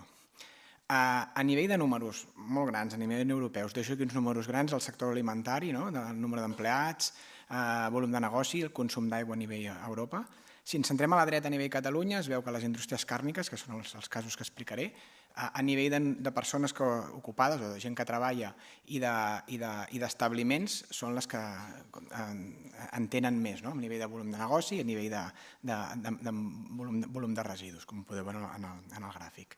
Intentaré anar molt ràpid amb els números per centrar-me en els casos, que és lo interessant. Si distribuïm el consum en el sector, veiem que la indústria càrnia, dins de totes les que hi ha en el sector agroalimentari, és la que té un volum de negoci molt més alt, sobre el 35%, i consumeix molta petjada hídrica. Al Català hem fet jornades de petjada hídrica, un quilo de tomàquet 200 litres, un quilo de formatge 5.000 litres, un quilo de porc gairebé 6.000 litres d'aigua i un quilo de carn de vaca 15.000 litres d'aigua. O sigui, el volum d'aigua és molt, molt, molt alt. A nivell de normativa, avui s'ha explicat, ho he explicat des del Ministeri, s'ha explicat també des de la part sanitària. Ens trobem tres casos, això és extrapolable a qualsevol indústria, però en el sector alimentari ens trobem tres casos. Utilitzar aigua regenerada d'una edar urbana, aquí el problema que passa, però abans s'ha dit, hi ha certes qualitats que només poden vindre si l'aigua és de la pròpia indústria, per tant, molts usos d'aigua urbana quedarien fora dins d'una empresa. Després, ús d'aigua regenerada procedent de l'edar de la pròpia empresa. Aquest és el gran debat. Perquè si la idea de l'empresa moltes vegades no només és aigua de procés, pot ser que tingui aigua de sanitaris. I aquí hi ha un gran debat amb sanitat, nosaltres treballem molt amb sanitat, de què en podríem fer, perquè això en principi està fora del Real Decret, però fora del Real Decret amb gestió i amb concessió, però a nivell de qualitat hauria de ser la mateixa, perquè si no ens fem trampes al solitari. I l'últim cas és la recirculació, el que ha explicat el Raül, el que ha explicat el Sergi abans, de que la recirculació és d'un procés a un procés. Això s'ha fet sempre, se seguirà fent, i aquí ja no són processos de tant alt tractament terciari i quaternari, perquè moltes vegades amb un fisioquímic en tens prou. Jo crec que el cavall de batalla és el segon punt, que és la recirculació d'una depuradora industrial dins la pròpia planta o d'un polígon industrial dins de les pròpies indústries, perquè com no vertim a medi, teòricament no estaríem obligats a complir el Real Decret. Però a nivell de qualitat jo crec que sí que s'hauria de complir. Si seguim, perquè no passa... sí, perdoneu. Vale, sí. Ara ens centrem els dos casos d'estudi d'indústria càrnia. Aquí veieu un traient convencional, desbast, un DAF, un reactor biològic i un decantador. Us explicaré dos casos. Un cas en el qual la sortida del decantador, que és el projecte de Reaqua, que és el projecte previ al Rodés Aqua que ha explicat el Raül, que només estava centrat en la indústria càrnica. La sortida del decantador s'han fet diversos processos físic-químics i d'oxidació avançada per veure una qualitat de l'aigua. I després el projecte Axel Water, el Reaqua és un grup operatiu de la Generalitat i l'Axel Water és un projecte europeu que liderava el Beta, que estan acabats, tots dos estan acabats, i el que modificava el tractament biològic posant un MBR molt semblant al que ha explicat el Raül i després processos de desinfecció. Aquests projectes es van fer abans del Real Decret 9 i per tant veureu que els números de paràmetres estan basats en el Real Decret del 2007 i ara s'haurien de veure si amb la qualitat es compliria el mateix, que jo crec que pels usos de neteja que es van fer jo crec que sí. En el cas del Reaqua, aquí es van provar diferents tecnologies amb cascada perquè el problema no és tecnològic, les tecnologies existeixen, les tecnologies es van bé i aquí s'ha explicat molt, però la combinació d'elles per l'usos que vols és el necessari. Aquí es van provar combinacions d'ultrafiltració, osmosis i electrodiàlisis per la part més fisicoquímica i després combinat amb oxidacions avançades amb ozó i ultravioleta pel tema de la desinfecció. Aquí teniu un resum molt global a l'esquerra el que es va provar, una ultrafiltració sempre i després o osmosis o electrodiàlisis i després o ultravioleta o ozonització. Amb tots els trens de tractament que teniu a l'esquerra, veieu a dalt una mica el paral·lelisme, la primera taula, amb els 4 o 5 paràmetres que demanava el Real Decret de 2007, recompte de nematodes, Escherichia coli, Salmonella, Legionella i sòlids, en tots es complia el Real Decret per reutilitzar en aquell moment. Ara s'hauria de veure exactament si aquests paràmetres són extrapolables 100% al nou Real Decret. I també es va fer un risc ambiental per tot el tema dels antibiòtics que hi ha en el sector càrnic. I després dels tractaments, això és sortida de tractaments d'ozonització ultravioleta, es va veure que vam fer una matriu de risc semblant al nou Real Decret, de si hi havia risc o no hi havia risc, amb còdic de semàfors, i després de tractaments de desinfecció, la major part dels antibiòtics i fàrmacs quedaven eliminats. Aquí el problema no és un tema de tractament, sinó és un tema de cost. Quan val eliminar això? Ens surt a compte o no ens surt a compte? I ens compensa o no ens compensa a nivell de volums d'aigua, no?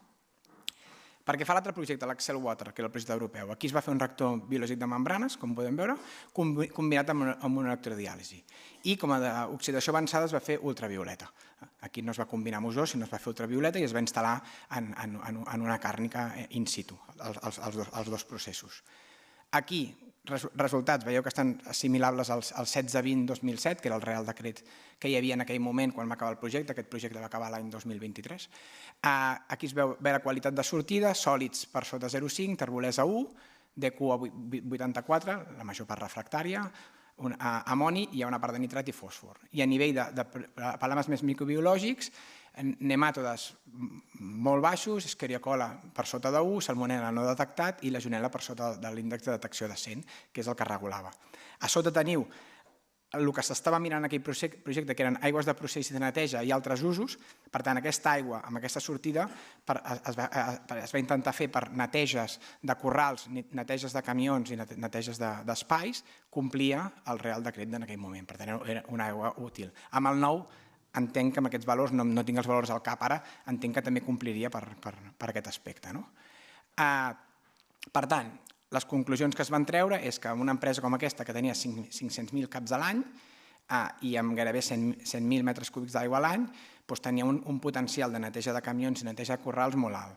Si fèiem l'extrapolació a Catalunya, amb 23 milions de caps de bestiar a l'any en sector porcí i 4 milions i mig d'aigües residuals, doncs ens permetia, més o menys, fent números, arribar entre el 10 i el 18% d'utilització d'aquesta aigua per neteges d'aquestes instal·lacions, que equivaldria una mica, estava una mica per sota de quan va haver-hi el pla de sequera, tots ho recordareu, no? D'un dia per l'altre se'ns va imposar reduccions del 15 al 20 al 25%. Doncs fent això arribaríem a uns màxims del 18% que podríem estar pròxims al 25% que es va obligar a les empreses a reduir en totes les empreses d'un dia per l'altre.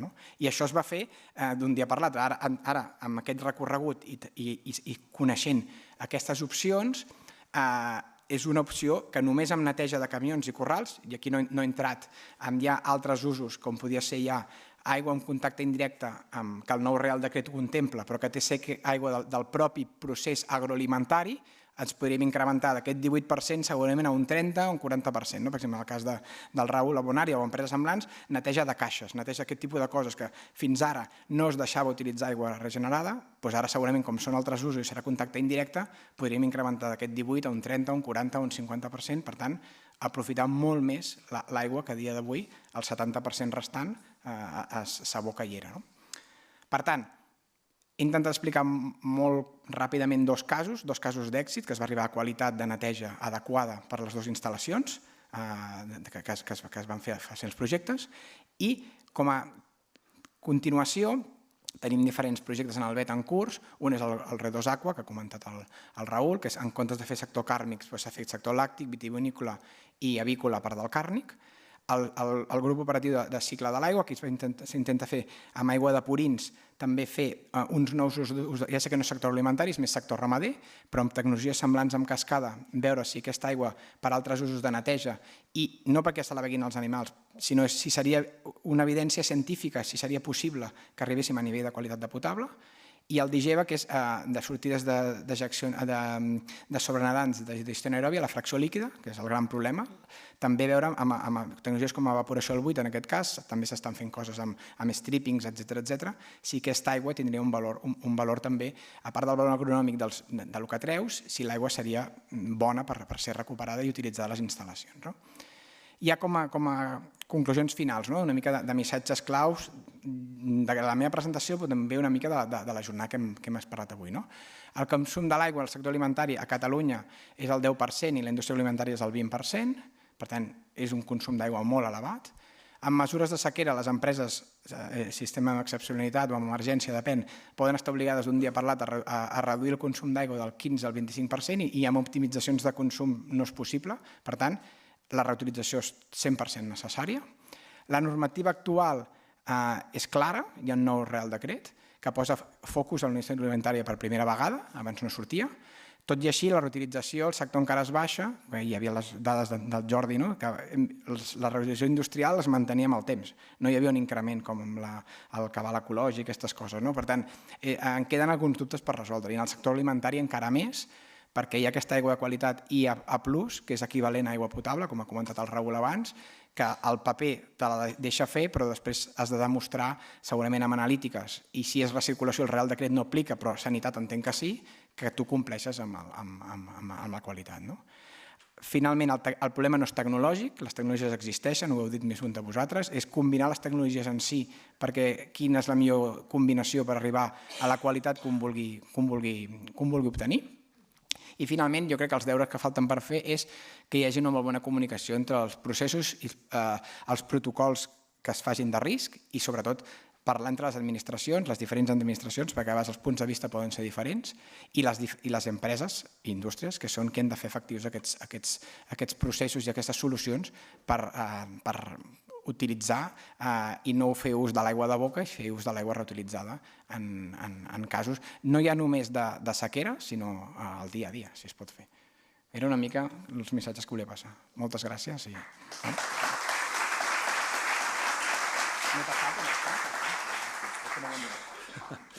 Molt bé, anem ja cap a la penúltima presentació.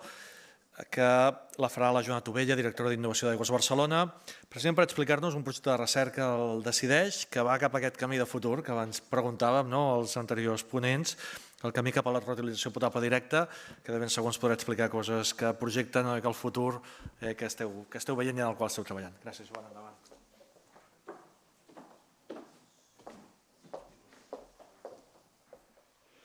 Molt bé, doncs bon dia a tothom i gràcies per convidar-nos a explicar aquest projecte que, com deia el Xavi, és un projecte molt nou, tot just arranca, de fet, però és un projecte que és important per nosaltres, sobretot per això, perquè ens permet avançar i adquirir coneixement sobre un esquema de reutilització nou, que és la reutilització potable directa.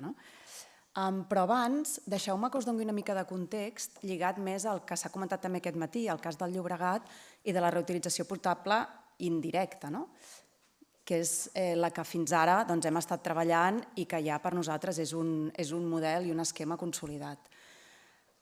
Bé, quan parlem de reutilització potable indirecta ens referim a que l'aigua que es produeix a l'estació regeneradora, abans de ser potabilitzada, passa pel medi, passa per un buffer ambiental per ser renaturalitzada. Aquest buffer pot ser o bé l'aqüífer o bé aigua superficial, embassaments, rius, etc. I sobretot això, important aquesta part que passa pel buffer ambiental. En el cas del Llobregat, que és el que es comentava també aquest matí, doncs el que es feia era l'aigua regenerada que produïm a l'estació regeneradora, que produïm a l'estació regeneradora del Baix Llobregat, es bombeja 8 quilòmetres per sobre del punt de captació del riu Llobregat, de l'etap de Sant Joan d'Espí. Allà es barreja amb l'aigua del riu, per tant fa aquest procés de renaturalització i es capta, com dèiem, 8 quilòmetres a baix del riu a l'etap de Sant Joan d'Espí, on es potabilitza i es distribueix cap a la ciutadania. Doncs bé, aquest esquema és el que ens ha permès garantir el subministrament d'aigua potable durant aquesta sequera tan extrema que hem tingut i que ara en sortim. És un tipus de reutilització, evidentment, que és molt important perquè ens permet afegir un recurs alternatiu a les reserves d'aigua, per tant, traiem pressió dels recursos convencionals i és un esquema més econòmic i més sostenible que la desalinització, que és l'altre recurs alternatiu que també s'està fent servir. Però aquest model, aquest esquema que hem pogut implementar amb èxit, sobretot aquests últims 2 anys, durant aquesta sequera, ja es venia treballant de fa molt temps. De fet, a nivell d'innovació ja s'han fet molts projectes des de fa 15 anys, estudiant totes les vies de reutilització potable indirecta, i sobretot es va fer el 2019 la primera implementació ja a escala real, amb el consentiment de Salut, d'aquest esquema. I això ja va ser el 2019, on el que vam fer és provar amb diferents dilucions del riu, es va provar aquest esquema i es va poder validar que realment l'aigua potable que produïem era segura, fiable, complia tots els paràmetres legislats i inclús amb els paràmetres que no estan legislats estaven per sota dels valors guia. De manera que, com us dèiem, durant aquesta última sequera i sobretot en el pic de la sequera, quan miràvem l'origen de l'aigua per produir aigua potable, fins a un 30% ja era aquesta aigua regenerada. Però, tot i que ara estem molt contents, perquè tenim els embassaments plens a la sortida de l'estiu, que no és gens habitual, doncs sabem que vindran noves sequeres, ja s'ha comentat també, sabem, de fet l'ACA ja ha quantificat amb 130 hectòmetres cúbics l'any el dèficit hídric que podem tenir a la regió metropolitana l'any 2027 si no es prenen mesures i solucions urgents i per tant creiem que ens hem d'anticipar, igual que vam fer fa anys i que vam estudiar com s'havien d'implementar aquests esquemes de reutilització potable indirecta i que ara ens han permès garantir el subministrament d'aigua durant la sequera, ens hem d'anticipar. I una de les solucions que creiem que és important que estudiem, que analitzem i que provem és la reutilització potable directa.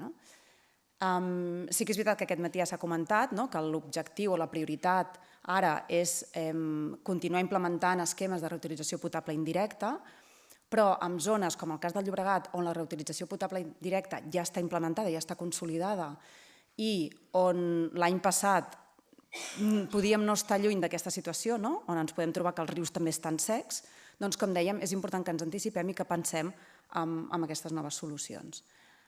Quan parlem de reutilització potable directa, el que estem dient és això, finalment l'aigua que es produeix a l'estació regeneradora, en aquest cas ja no passa pel buffer ambiental, ja no passa pel riu, ja no passa per l'aqüífer, sinó que directament serveix per incrementar volum, ja sigui a la punt de captació de la potabilitzadora o, en alguns casos, inclús directament cap al sistema de distribució d'aigua potable. Això depenent, evidentment, de les configuracions de tractaments que es tinguin a l'ERA o a la potabilitzadora.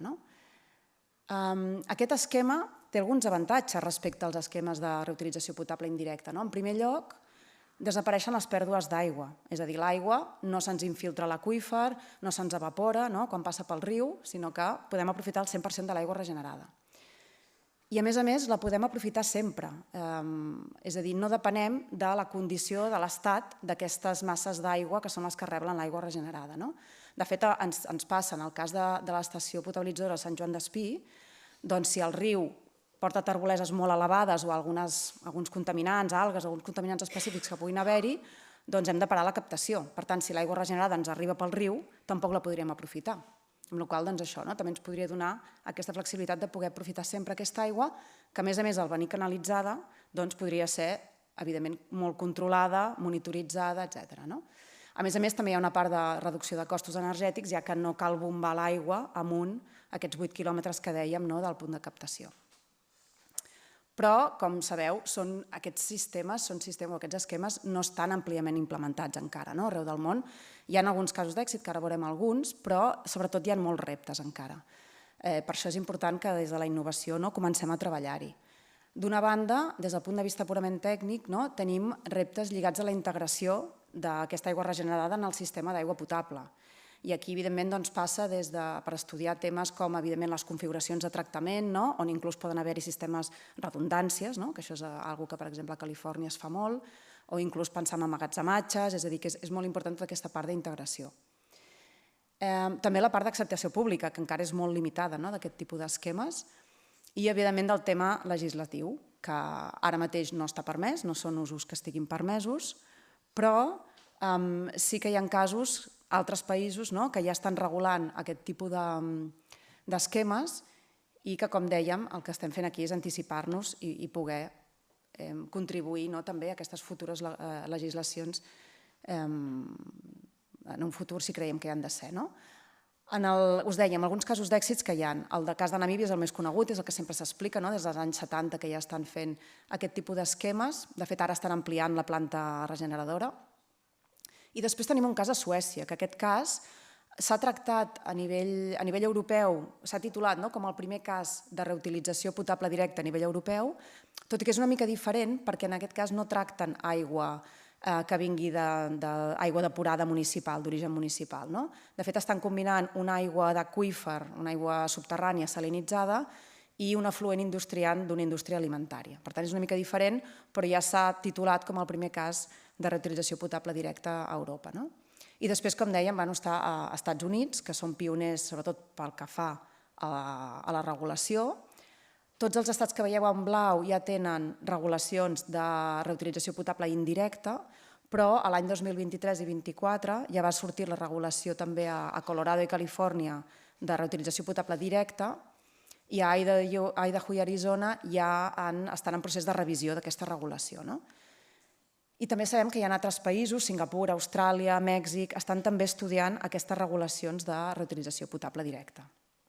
Per tant, en aquest context, neix aquest projecte, que és el projecte Decideix, que és un projecte que està cofinançat per l'ACA, en el seu programa d'innovació, i en el que participen els socis que veieu aquí, i en el que farem, en primer lloc, demostrar a escala pilot que som capaços de produir aigua potable a partir d'aigua regenerada d'una manera segura i fiable.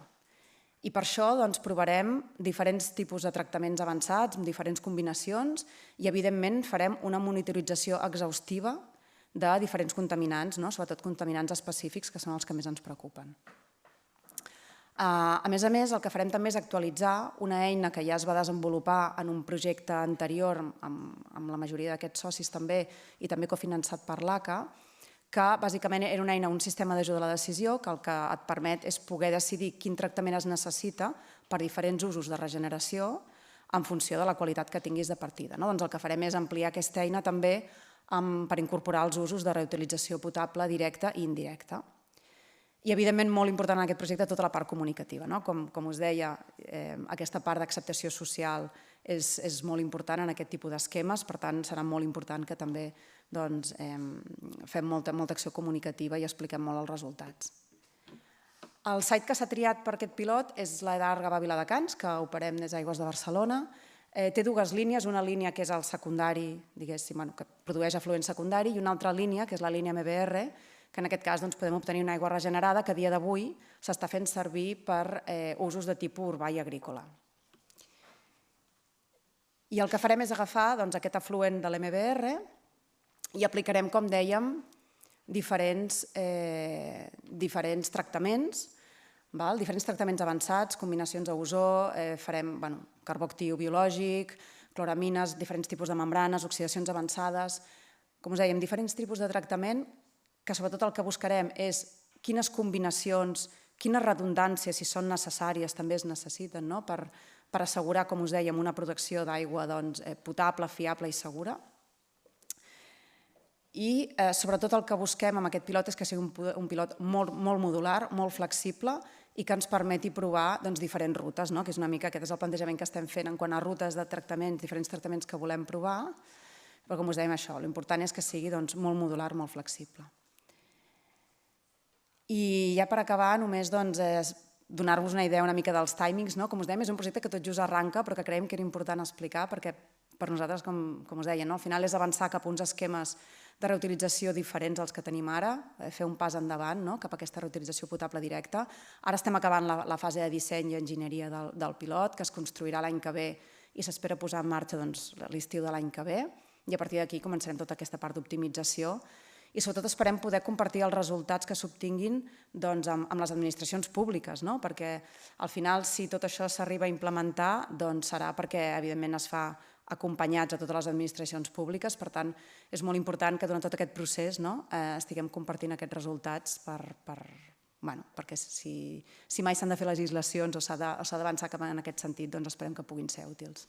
Moltes gràcies.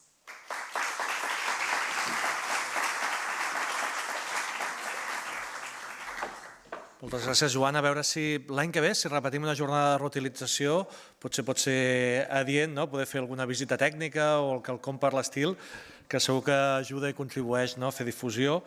Sembla a vegades fàcil aquesta part d'anàlisi de tot el que s'està fent arreu, però jo recordo a WEFTEC, just fa un any, als Estats Units, a New Orleans, un gran debat entre diversos estats, Colorado, Califòrnia, diversos legisladors, sobre els diversos trens de tractament que recomanaven per cada cas, perquè cadascú tenia visions diferents també en funció de casuístiques i realitats econòmiques, industrials i urbanes de cadascun dels estats americans. Jo crec que és un projecte que marca un tema futur i anem cap a un dels casos que jo crec, no per més explicat, perquè jo crec que s'ha explicat per part de molts actors, s'ha explicat en diversos fòrums, és un cas, jo crec que no només de referència en la reutilització industrial a Catalunya, sinó a Espanya, al sud d'Europa, dintre del mateix propi sector petroquímic, que això jo crec que és quelcom que a vegades no diguem prou, que tenim diversos usuaris de diversos sectors que són líders en temes de gestió d'aigua o reutilització. I ho veiem avui amb empreses com Bonària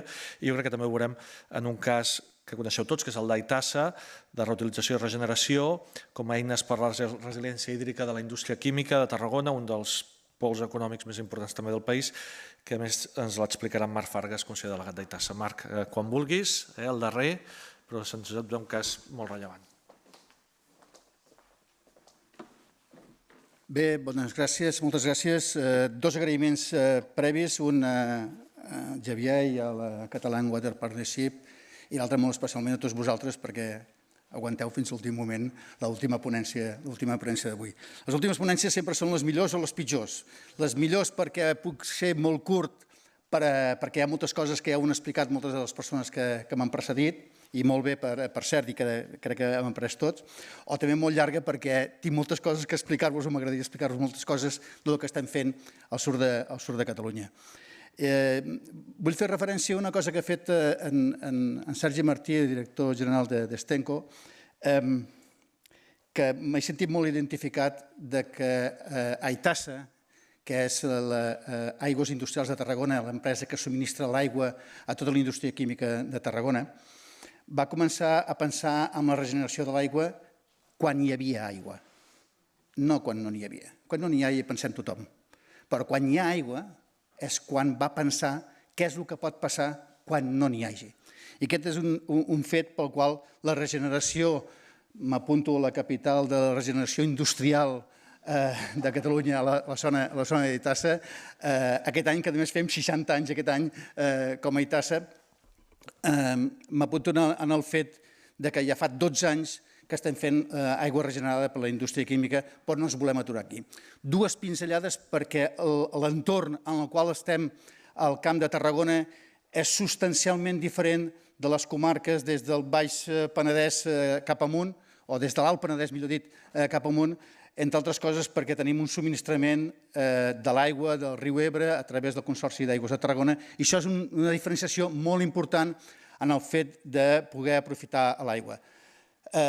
Nosaltres en èpoques de sequera no hem tingut restriccions d'aigua perquè veníem d'una confederació en la qual tenia unes competències determinades, però tot i amb això sí que s'ha fet la feina, i es va fer, com dic, fa temps, de poder regenerar una aigua en un moment determinat. Ràpidament, hi ha moltes coses que ja ho heu explicat vosaltres, els altres ponents, i que passaré molt llarg. Agraeixo el que hagi apagat aquest rellotge d'aquí perquè marca atenció al fet que hi tingui un temps. Dir-vos quines són les accions que han fet. Aquesta no sé si és la primera, perdoneu.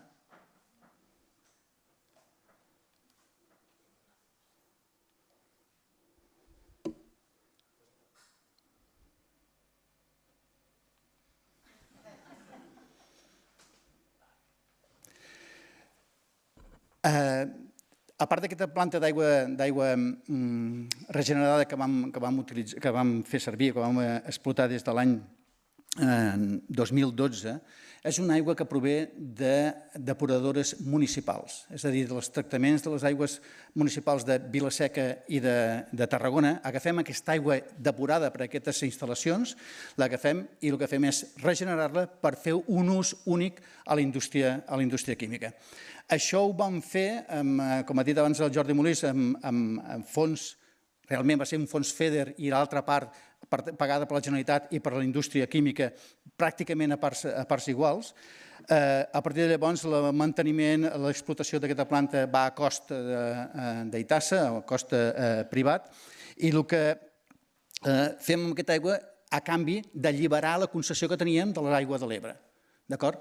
Això per què ho vam fer? Perquè vam veure que l'evolució que podien tindre el món demogràfic en les comarques de la Costa Daurada, bàsicament, o de les expansions que hi podia haver a nivell industrial, podia fer que les necessitats que podien captar de l'aigua de l'Ebre, que hi havia una limitació determinada de 4 metres cúbics per segon com a captació total, fos limitada. Per tant, buscàvem altres alternatives que no fos de tindre aquests orígens, i per això, al buscar aquestes aigües regenerades, que van ser pioners en poder utilitzar aquestes aigües urbanes per un ús industrial.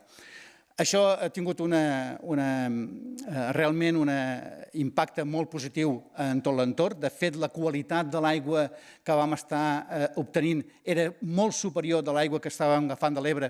Per ser l'aigua de l'Ebre és una aigua potable, és una aigua que es distribueix no tan sols a la indústria, sinó també a la població directament, més de 60 municipis en el Camp de Tarragona, i era inclús molt millor per poder-lo utilitzar en la indústria química. Tant és així que hi ha una segona part que volem ampliar, que aquesta primera part vam arribar fins als 6 hectòmetres cúbics, hem arribat fins als 6 hectòmetres cúbics d'aprofitament d'aquesta aigua, i volem ampliar-la fins als 9 hectòmetres cúbics. Ampliem perquè no estem utilitzant tota l'aigua de les depuradores de Vila-seca i de Tarragona, sinó que hi havia unes fases per poder-ho fer, i ara fem la segona fase fins als 9 hectòmetres cúbics. Això què vol dir? Que a començaments de l'any 26 esperem que la quantitat d'aigua regenerada que consumeix la indústria química sigui al voltant del 30%. 29,4 surten amb els números dels consums de l'aigua de l'any passat, que això vol dir que el 30% de l'aigua que està consumint la indústria química en el Camp de Tarragona ja sigui una aigua reutilitzada. Aquestes accions a mig termini, a més, nosaltres vam estar fent una planta de les aigües industrials. Tota la indústria química abocava, i segueix abocant, però abocant a mar a través d'un emissari. a través d'una normativa europea se tenia que fer un tractament d'aquestes aigües, el podia fer cada una de les empreses o fer una única planta per tota la indústria química que depurés aquestes aigües, ja que passava tot per un conducte que era aquest emissari submarí. Això és el que es va fer, va ser la gran aportació que va fer Aitasa en aquest conjunt, ja que va posar d'acord a més de 30 empreses del Camp de Tarragona en diferents idiosincràsies i diferents categories econòmiques en cada un, però va ser una feina molt interessant i molt dura per poder posar d'acord de com fer aquesta planta, de com pagar-la, perquè estem parlant de tot això, és a través de recursos privats. Quan faré esment sobre el tema de recursos públics, però a través de recursos privats d'aquesta més gran inversió que va fer conjuntament la indústria química, que era al voltant de 30 milions d'euros per una planta de tractament d'aquesta aigua. Aquesta aigua està tractada, complint la Common Wastewater que era necessària per al compliment i abocament a mar a través de la legislació europea. I el que volem fer, evidentment, aquesta aigua segueix tirant a mar amb una qualitat bona. El que volem fer és tornar a regenerar aquesta aigua per tornar-la a posar dins el sector químic. Això és el que volem fer amb una posta en marxa. Ja s'han fet 2 plantes pilots amb 2 tecnologies diferents, que estem en període ara de poder discutir quines són les que portarem a terme, però tenim pensat que el 2028 podem tindre aquesta planta per poder recuperar 5 hectòmetres cúbics més, per tant que se tindran que afegir els 9 hectòmetres cúbics que tindrem per a poder utilitzar aquesta aigua dins de la indústria química. Aquesta EDRI va fer una planta que es va inaugurar al febrer del 2023, que va ser, la veritat, una de les fites importants de poder tindre la consolidació d'Aitasa com una de les empreses element de la regeneració i utilització i gestió de l'aigua. Perquè tinguem una idea, el consum de l'aigua al Camp de Tarragona l'any 2024 va ser de 30 hectòmetres cúbics. D'aquests 30 hectòmetres cúbics, el 2022 teníem el 19% com a reaprofitament, com a aigua regenerada o reutilitzada. El 2026, amb l'ampliació d'aquesta planta d'aigua regenerada, estarem al voltant, com he dit abans, del 30%. Però el 2028, si posem a terme, i aquí està l'aspecte més important i el repte més important que tenim en aquest moment, més del 45% de l'aigua que utilitzarà la indústria química serà aigua o regenerada o reutilitzada. És a dir, quasi la meitat de l'aigua que estigui utilitzant serà la mateixa, pràcticament la mateixa. I això és molt important, i això és un aspecte en el qual aquesta aportació, i estem parlant que tant l'ampliació de l'aigua regenerada com aquesta planta de l'aigua industrial, estem parlant al voltant de 50 milions d'euros que sortiran de l'esforç que pugui fer la indústria química en aquestes instal·lacions. Reflexions. Apostem en recursos econòmics propis en inversions que milloren la resiliència hídrica del Camp de Tarragona. I faig aquesta referència perquè, permeteu-me l'useria, tenim necessitat en aquest moment de fer-ho? Jo us diré que no, perquè tenim aigua. Tenim aigua de l'Ebre, S'acabarà l'aigua de l'Ebre? No, és possible. És possible que sigui dolenta, és possible que hagin tingut episodis que hem tingut amb crisis, és cert, però tot i amb això creiem que és molt important seguir apostant per tindre altres recursos, altres fonts de subministrament de l'aigua que no siguin aquestes fonts convencionals.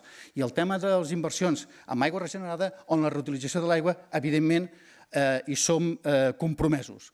Però faig èmfasis en aquest sentit de que no estem en una situació, en un camp, en un entorn, allà en tenim un dèficit hídric perpetu. No hi és. Tot i això hi apostem i seguirem apostant amb aquests recursos propis. Vam ser pioners en apostar en el consum de l'aigua industrial, com a consum industrial de l'aigua regenerada procedent d'EDES públiques, ja et dic, fa pràcticament 13 anys. Considerem que l'administració ha de promoure l'aprofitament industrial de l'aigua regenerada. Però segons el decret 5/2025 i el fet de gravar l'ús de l'aigua regenerada no afavoreix que la indústria química al Camp de Tarragona segueixi amb l'aposta d'aquest tipus de reutilització d'aigua industrial. Avui he sentit un parell de coses que me permet ser l'últim ponent per poder-ho dir, o m'atreveixo per poder-ho dir.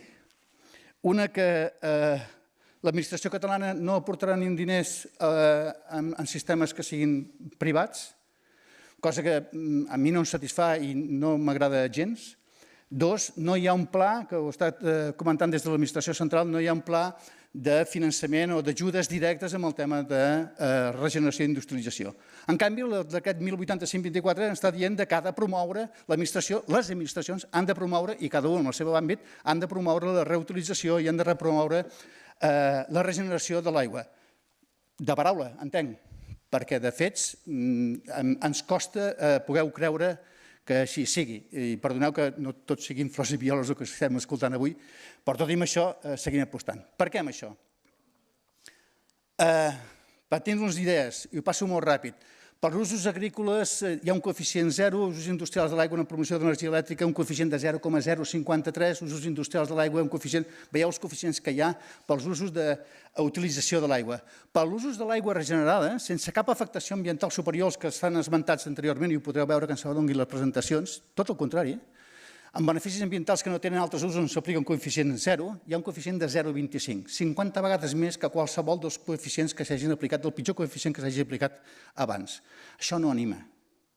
Això no anima a que seguim fent amb recursos propis, apostant perquè damunt s'agravin amb l'aigua regenerada amb un coeficient que fins ara estava accent i a través d'aquest Real Decret no tan sols es diu que serà el 0,25, sinó que previsiblement segurament anirà pujant. Això ens implica molt el que és el tema d'Aitasa, no ens anima a poder-ho fer. Ens han canviat les regles de joc quan tenim la inversió ja presentada per poder-la executar i això ho entendria si l'administració ha apostat i ha portat diners a fer aquestes instal·lacions, però no ha sigut el cas. Almenys en aquesta ampliació que farem, aquests 3 hectòmetres cúbics tenen que pagar aquest coeficient, en aquest moment tenen que pagar aquest coeficient quan l'administració catalana no ha aportat absolutament res. I no ens anima a fer moltes més coses. Afortunadament, el tema de recirculació de l'altra planta està accent perquè precisament és una recirculació i no una regeneració d'altres fonts. Però m'agradaria dir-ho perquè crec que el foment que pugui fer les administracions perquè les empreses puguem estar apostant per aquest sentit, i més en un entorn que potser no ens sentim tan obligats físicament, però sí moralment per poder-ho fer, ens puguem aplicar a fer instal·lacions per poder-ho millorar. Nosaltres estem independentment d'això i volem extreure's. I em costa dins del Consell d'Administració, en què m'honra ser el conseller delegat, pugueu tractar amb els diferents directors de les empreses químiques, inclús amb el Daniel, que és el nostre director d'Aitasa aquí present, ens costa a vegades poder dir, escolta'm, hem de seguir apostant per això, però crec sincerament que ho hem de fer. I crec sincerament perquè, m'heu dit molts, hi haurà altres períodes de sequera. Ja s'hi poseu de peus. El que passa que han d'estar més preparats. I crec que estarem més preparats en aquests altres períodes per a poder fer front a el que ens pugui vindre. Però crec que també ens hem d'ajudar entre tots i no tan sols fer-ho de la part pública, òbviament, però sí tindre ajudes. I aquí poso totes les administracions, no tan sols la catalana. Conclusions. Aitasa Indústria Química seguirà apostant per la regeneració i la recirculació, sens dubte. Seguirem pensant en la residència hídrica del Camp de Tarragona. Passa per un treball conjunt entre les diferents administracions. Això ho heu dit molts de vosaltres. I seguim creient en això. Aitasa vol ser aquest interlocutor que hem fet i hem de trobar els mecanismes adients per ser sostenibles econòmiques i mediambientalment i tenir arguments sòlids, com no podia ser d'una altra forma, per desenvolupar les inversions previstes. Si no fos així, seria difícil. Nosaltres què fem? Aportar una gota d'aigua, portem molts anys aportant aquesta gota d'aigua i que volem canviar el paradigma de consum d'aigua per utilització d'aigua. Nosaltres volem utilitzar l'aigua, no la volem consumir. Moltes gràcies.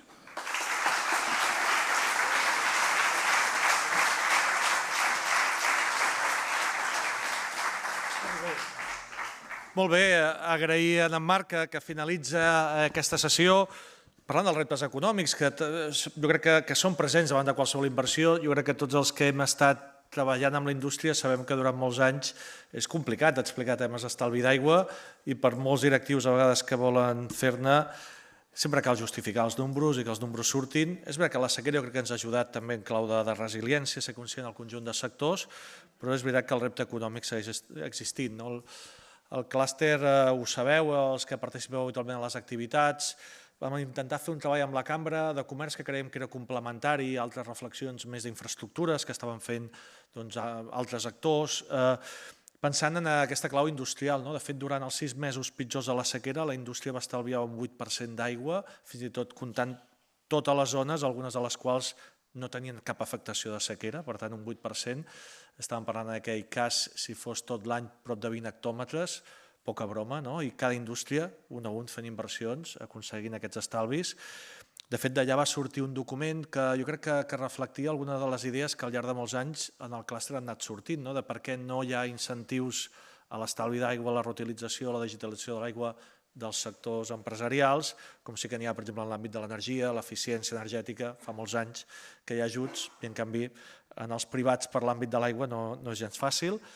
Es va presentar un document en el qual vau participar molts de vosaltres, tant empreses que teniu solucions com usuaris, que esteu en el dia a dia. Jo crec que la jornada d'avui, i també ja per tancar, ens condueix segur a properes jornades de reutilització. Fa anys que anem fent jornades sobre reutilització i les diverses variables i de tot el que any a any segur que sabrem entre tots els actors fer millor i per tant segur que us convidarem a les properes i potser la complementarem amb alguna visita tècnica que penso que pot ser també molt atractiva. Abans s'ha parlat molt de la recirculació, ho han fet diversos dels actors, inclús ho dèiem, en quin moment considerem que recirculació, reutilització, un gran tòpic. Jo no sé quan deu ser el pes de la recirculació que fan les indústries, perquè coneixem la reutilització amb aquell percentatge petit dintre del que és el conjunt de la reutilització, però tota aquella part de recirculació que ja fan les empreses a casa seva, què representaria si no la fessin, i que sovint passa més desapercebuda. Jo no crec que estigui estudiat quantitativament, però segurament deu ser una xifra que seria interessant i que complementaria la reutilització. Al clúster sempre ens oferim a fer a vegades actuacions d'aquestes que ningú pensa i que creuen que són d'interès, jugant aquest paper una mica neutral entre tots els actors, però penso que és un tema també interessant que ha sorgit i també jo crec que tenim, per sort, molts campions de la reutilització. No sé si d'operadors, d'industrials, caldria crear categories segur, perquè hi hauria competència, això segur. I sí que voldria agrair a tots els assistents, als ponents. Ens disculpem amb els assistents que us hem estat matxacant de si vindríeu o no vindríeu, perquè hi havia més demanda que cadires i quan ens vam adonar a meitat d'agost no era fàcil trobar un espai que acollís a 200 persones.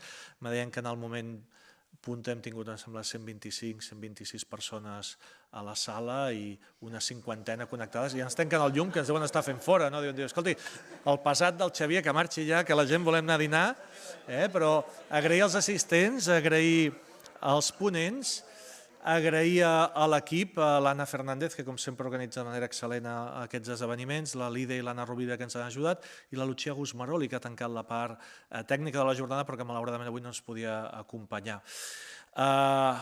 Jo crec que és obligatori, com l'acte, jo crec que ja ho veurem quan us passi l'enquesta a l'Anna, si esteu satisfets o no, o contents de l'acte, però si us ha agradat, però si no també us convidem a que no us perdeu la 10a immersió estratègica del CBP. La immersió estratègica és un esdeveniment que a vegades no parlem tan directament de l'aigua, no parlarem del Real Decret, ja ho avancem, sinó que parlem de temes a vegades que poden ser més transversals i més a caire de competitivitat del propi sector, i volem parlar de talent, talent i digitalització, dues ponències, una sobre com la intel·ligència artificial canvia també la partida al voltant del tema del talent, és a dir, quines tasques o quines feines potser la intel·ligència artificial pot arribar a substituir en l'àmbit de la nostra feina, de la gent de l'aigua també, i la Núria Salant, que és professora de l'UPC i que poder alguns l'heu sentit o l'heu coneixeu, una persona que fa molts i molts anys que fa xerrades i ponències pel que diu ella el talent invisible, en aquest cas el talent femení que sovint no s'aprofita o que no som capaços d'aconseguir que hi hagi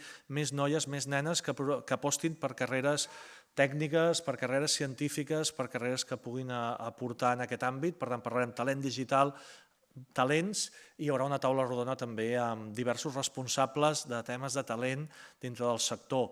Jo crec que és un tema que és transversal i que sempre apareix quan parlem amb tots, amb els centres d'investigació, amb l'administració pública, amb el sector privat, i us diria que jo quan parlo amb altres sectors a tots els hi passa el mateix. Per tant, la competència del talent, jo no conec ningú de cap sector que em digui, hosti, nosaltres el talent ens sobra i no sabem què fer-ne de tant talent que tenim, sinó que al revés, hi ha escassetat de talent i per tant haurem de competir amb molts, us convidem. I us convidem també que participeu a altres activitats, que aquells que internacionalitzeu, doncs estarem a UFTEC d'aquí poques setmanes amb diverses empreses del clúster de l'aigua que estaran fent una ponència que hem organitzat a Estats Units. No és un moment fàcil per anar als Estats Units, per tant té encara més mèrit aquestes empreses que volen anar-hi, i que firmarem un acord amb 2 dels clústers més grans de l'aigua als Estats Units. Renovarem l'acord amb Milwaukee, que ja fa molts anys que el tenim, jo crec que ja fa més de 6-7 anys que col·laborem amb ells, i farem per primera vegada un acord amb la Cleveland Water Alliance, que és també un altre clúster molt important als Estats Units. I també us convidem que aquells que vulgueu us apunteu a IFAT. IFAT tornarem a fer un estand conjunt. IFAT sabeu que és la fira més gran de l'aigua, més de 120.000 persones la visiten. Per tant, si voleu anar-hi en una opció relativament econòmica i fàcil i que no us haureu de preocupar gaire de muntar estands ni res per l'estil, ja ho farem nosaltres ajudant-vos. I també altres àmbits que pensem que poden ser interessants. Fem un taller de ciberseguretat, estem fent diverses jornades sobre la ciberseguretat, que és un tema que també el sector preocupa, i encetem o reprenem noves trobades del grup de treball d'aigües subterrànies que fem aquesta mateixa setmana. I també els projectes. Avui s'ha parlat del projecte Decideix per part de la Joana, l'Àlex ha introduït també, i Bonària, en Raül, han introduït el projecte Redos Aqua. Jo crec que són bons exemples del camí que podem fer en aquells temes que són reptes. Per tant, no us talleu a proposar-nos temes sobre els quals pivotar projectes i informar-vos que ara sí, ja fa un temps que anem parlant d'aquest projecte de l'Aqualoops Formet. És un projecte europeu amb finançament I3, que vol dir que té finançament en cascada, és a dir, que no només els beneficiaris som el CBP, Aeris, l'ICRA, IRTA i WIMB, que són socis del clúster implicats en el projecte, junt amb gent de regions d'Itàlia i de Grècia, sinó que tenim un finançament en cascada, és a dir, finançament en petits cupons per ajudar petites i mitjanes empreses que puguin fer projectes innovadors amb el sector alimentari. Dir-vos que hi haurà molta competència, per tant, que si voleu presentar propostes, s'obrirà a partir de finals de setembre, estarà un parell de mesos obert, hi haurà molta competència i que també us diré que si no s'aprova el projecte no serem nosaltres qui decidim, és a dir, els catalans no avaluarem els projectes dels catalans, és obvi, però sí que us animem a que us presenteu, perquè hi haurà només dos períodes per presentar-se, aquest serà el primer, i jo penso que hi haurà moltíssims projectes. Us animem els que sou pimes i que estigueu treballant en l'àmbit alimentari, si teniu projectes de circularitat, de reutilització, penso que és molt atractiu que us hi apunteu. Amb això acabo. Gràcies a tots i esperem retrobar-nos a la propera jornada i bona tornada als que ja deu fer dies que heu tornat de l'estiu, perquè ja estem, ja veieu, en plena activitat. Gràcies.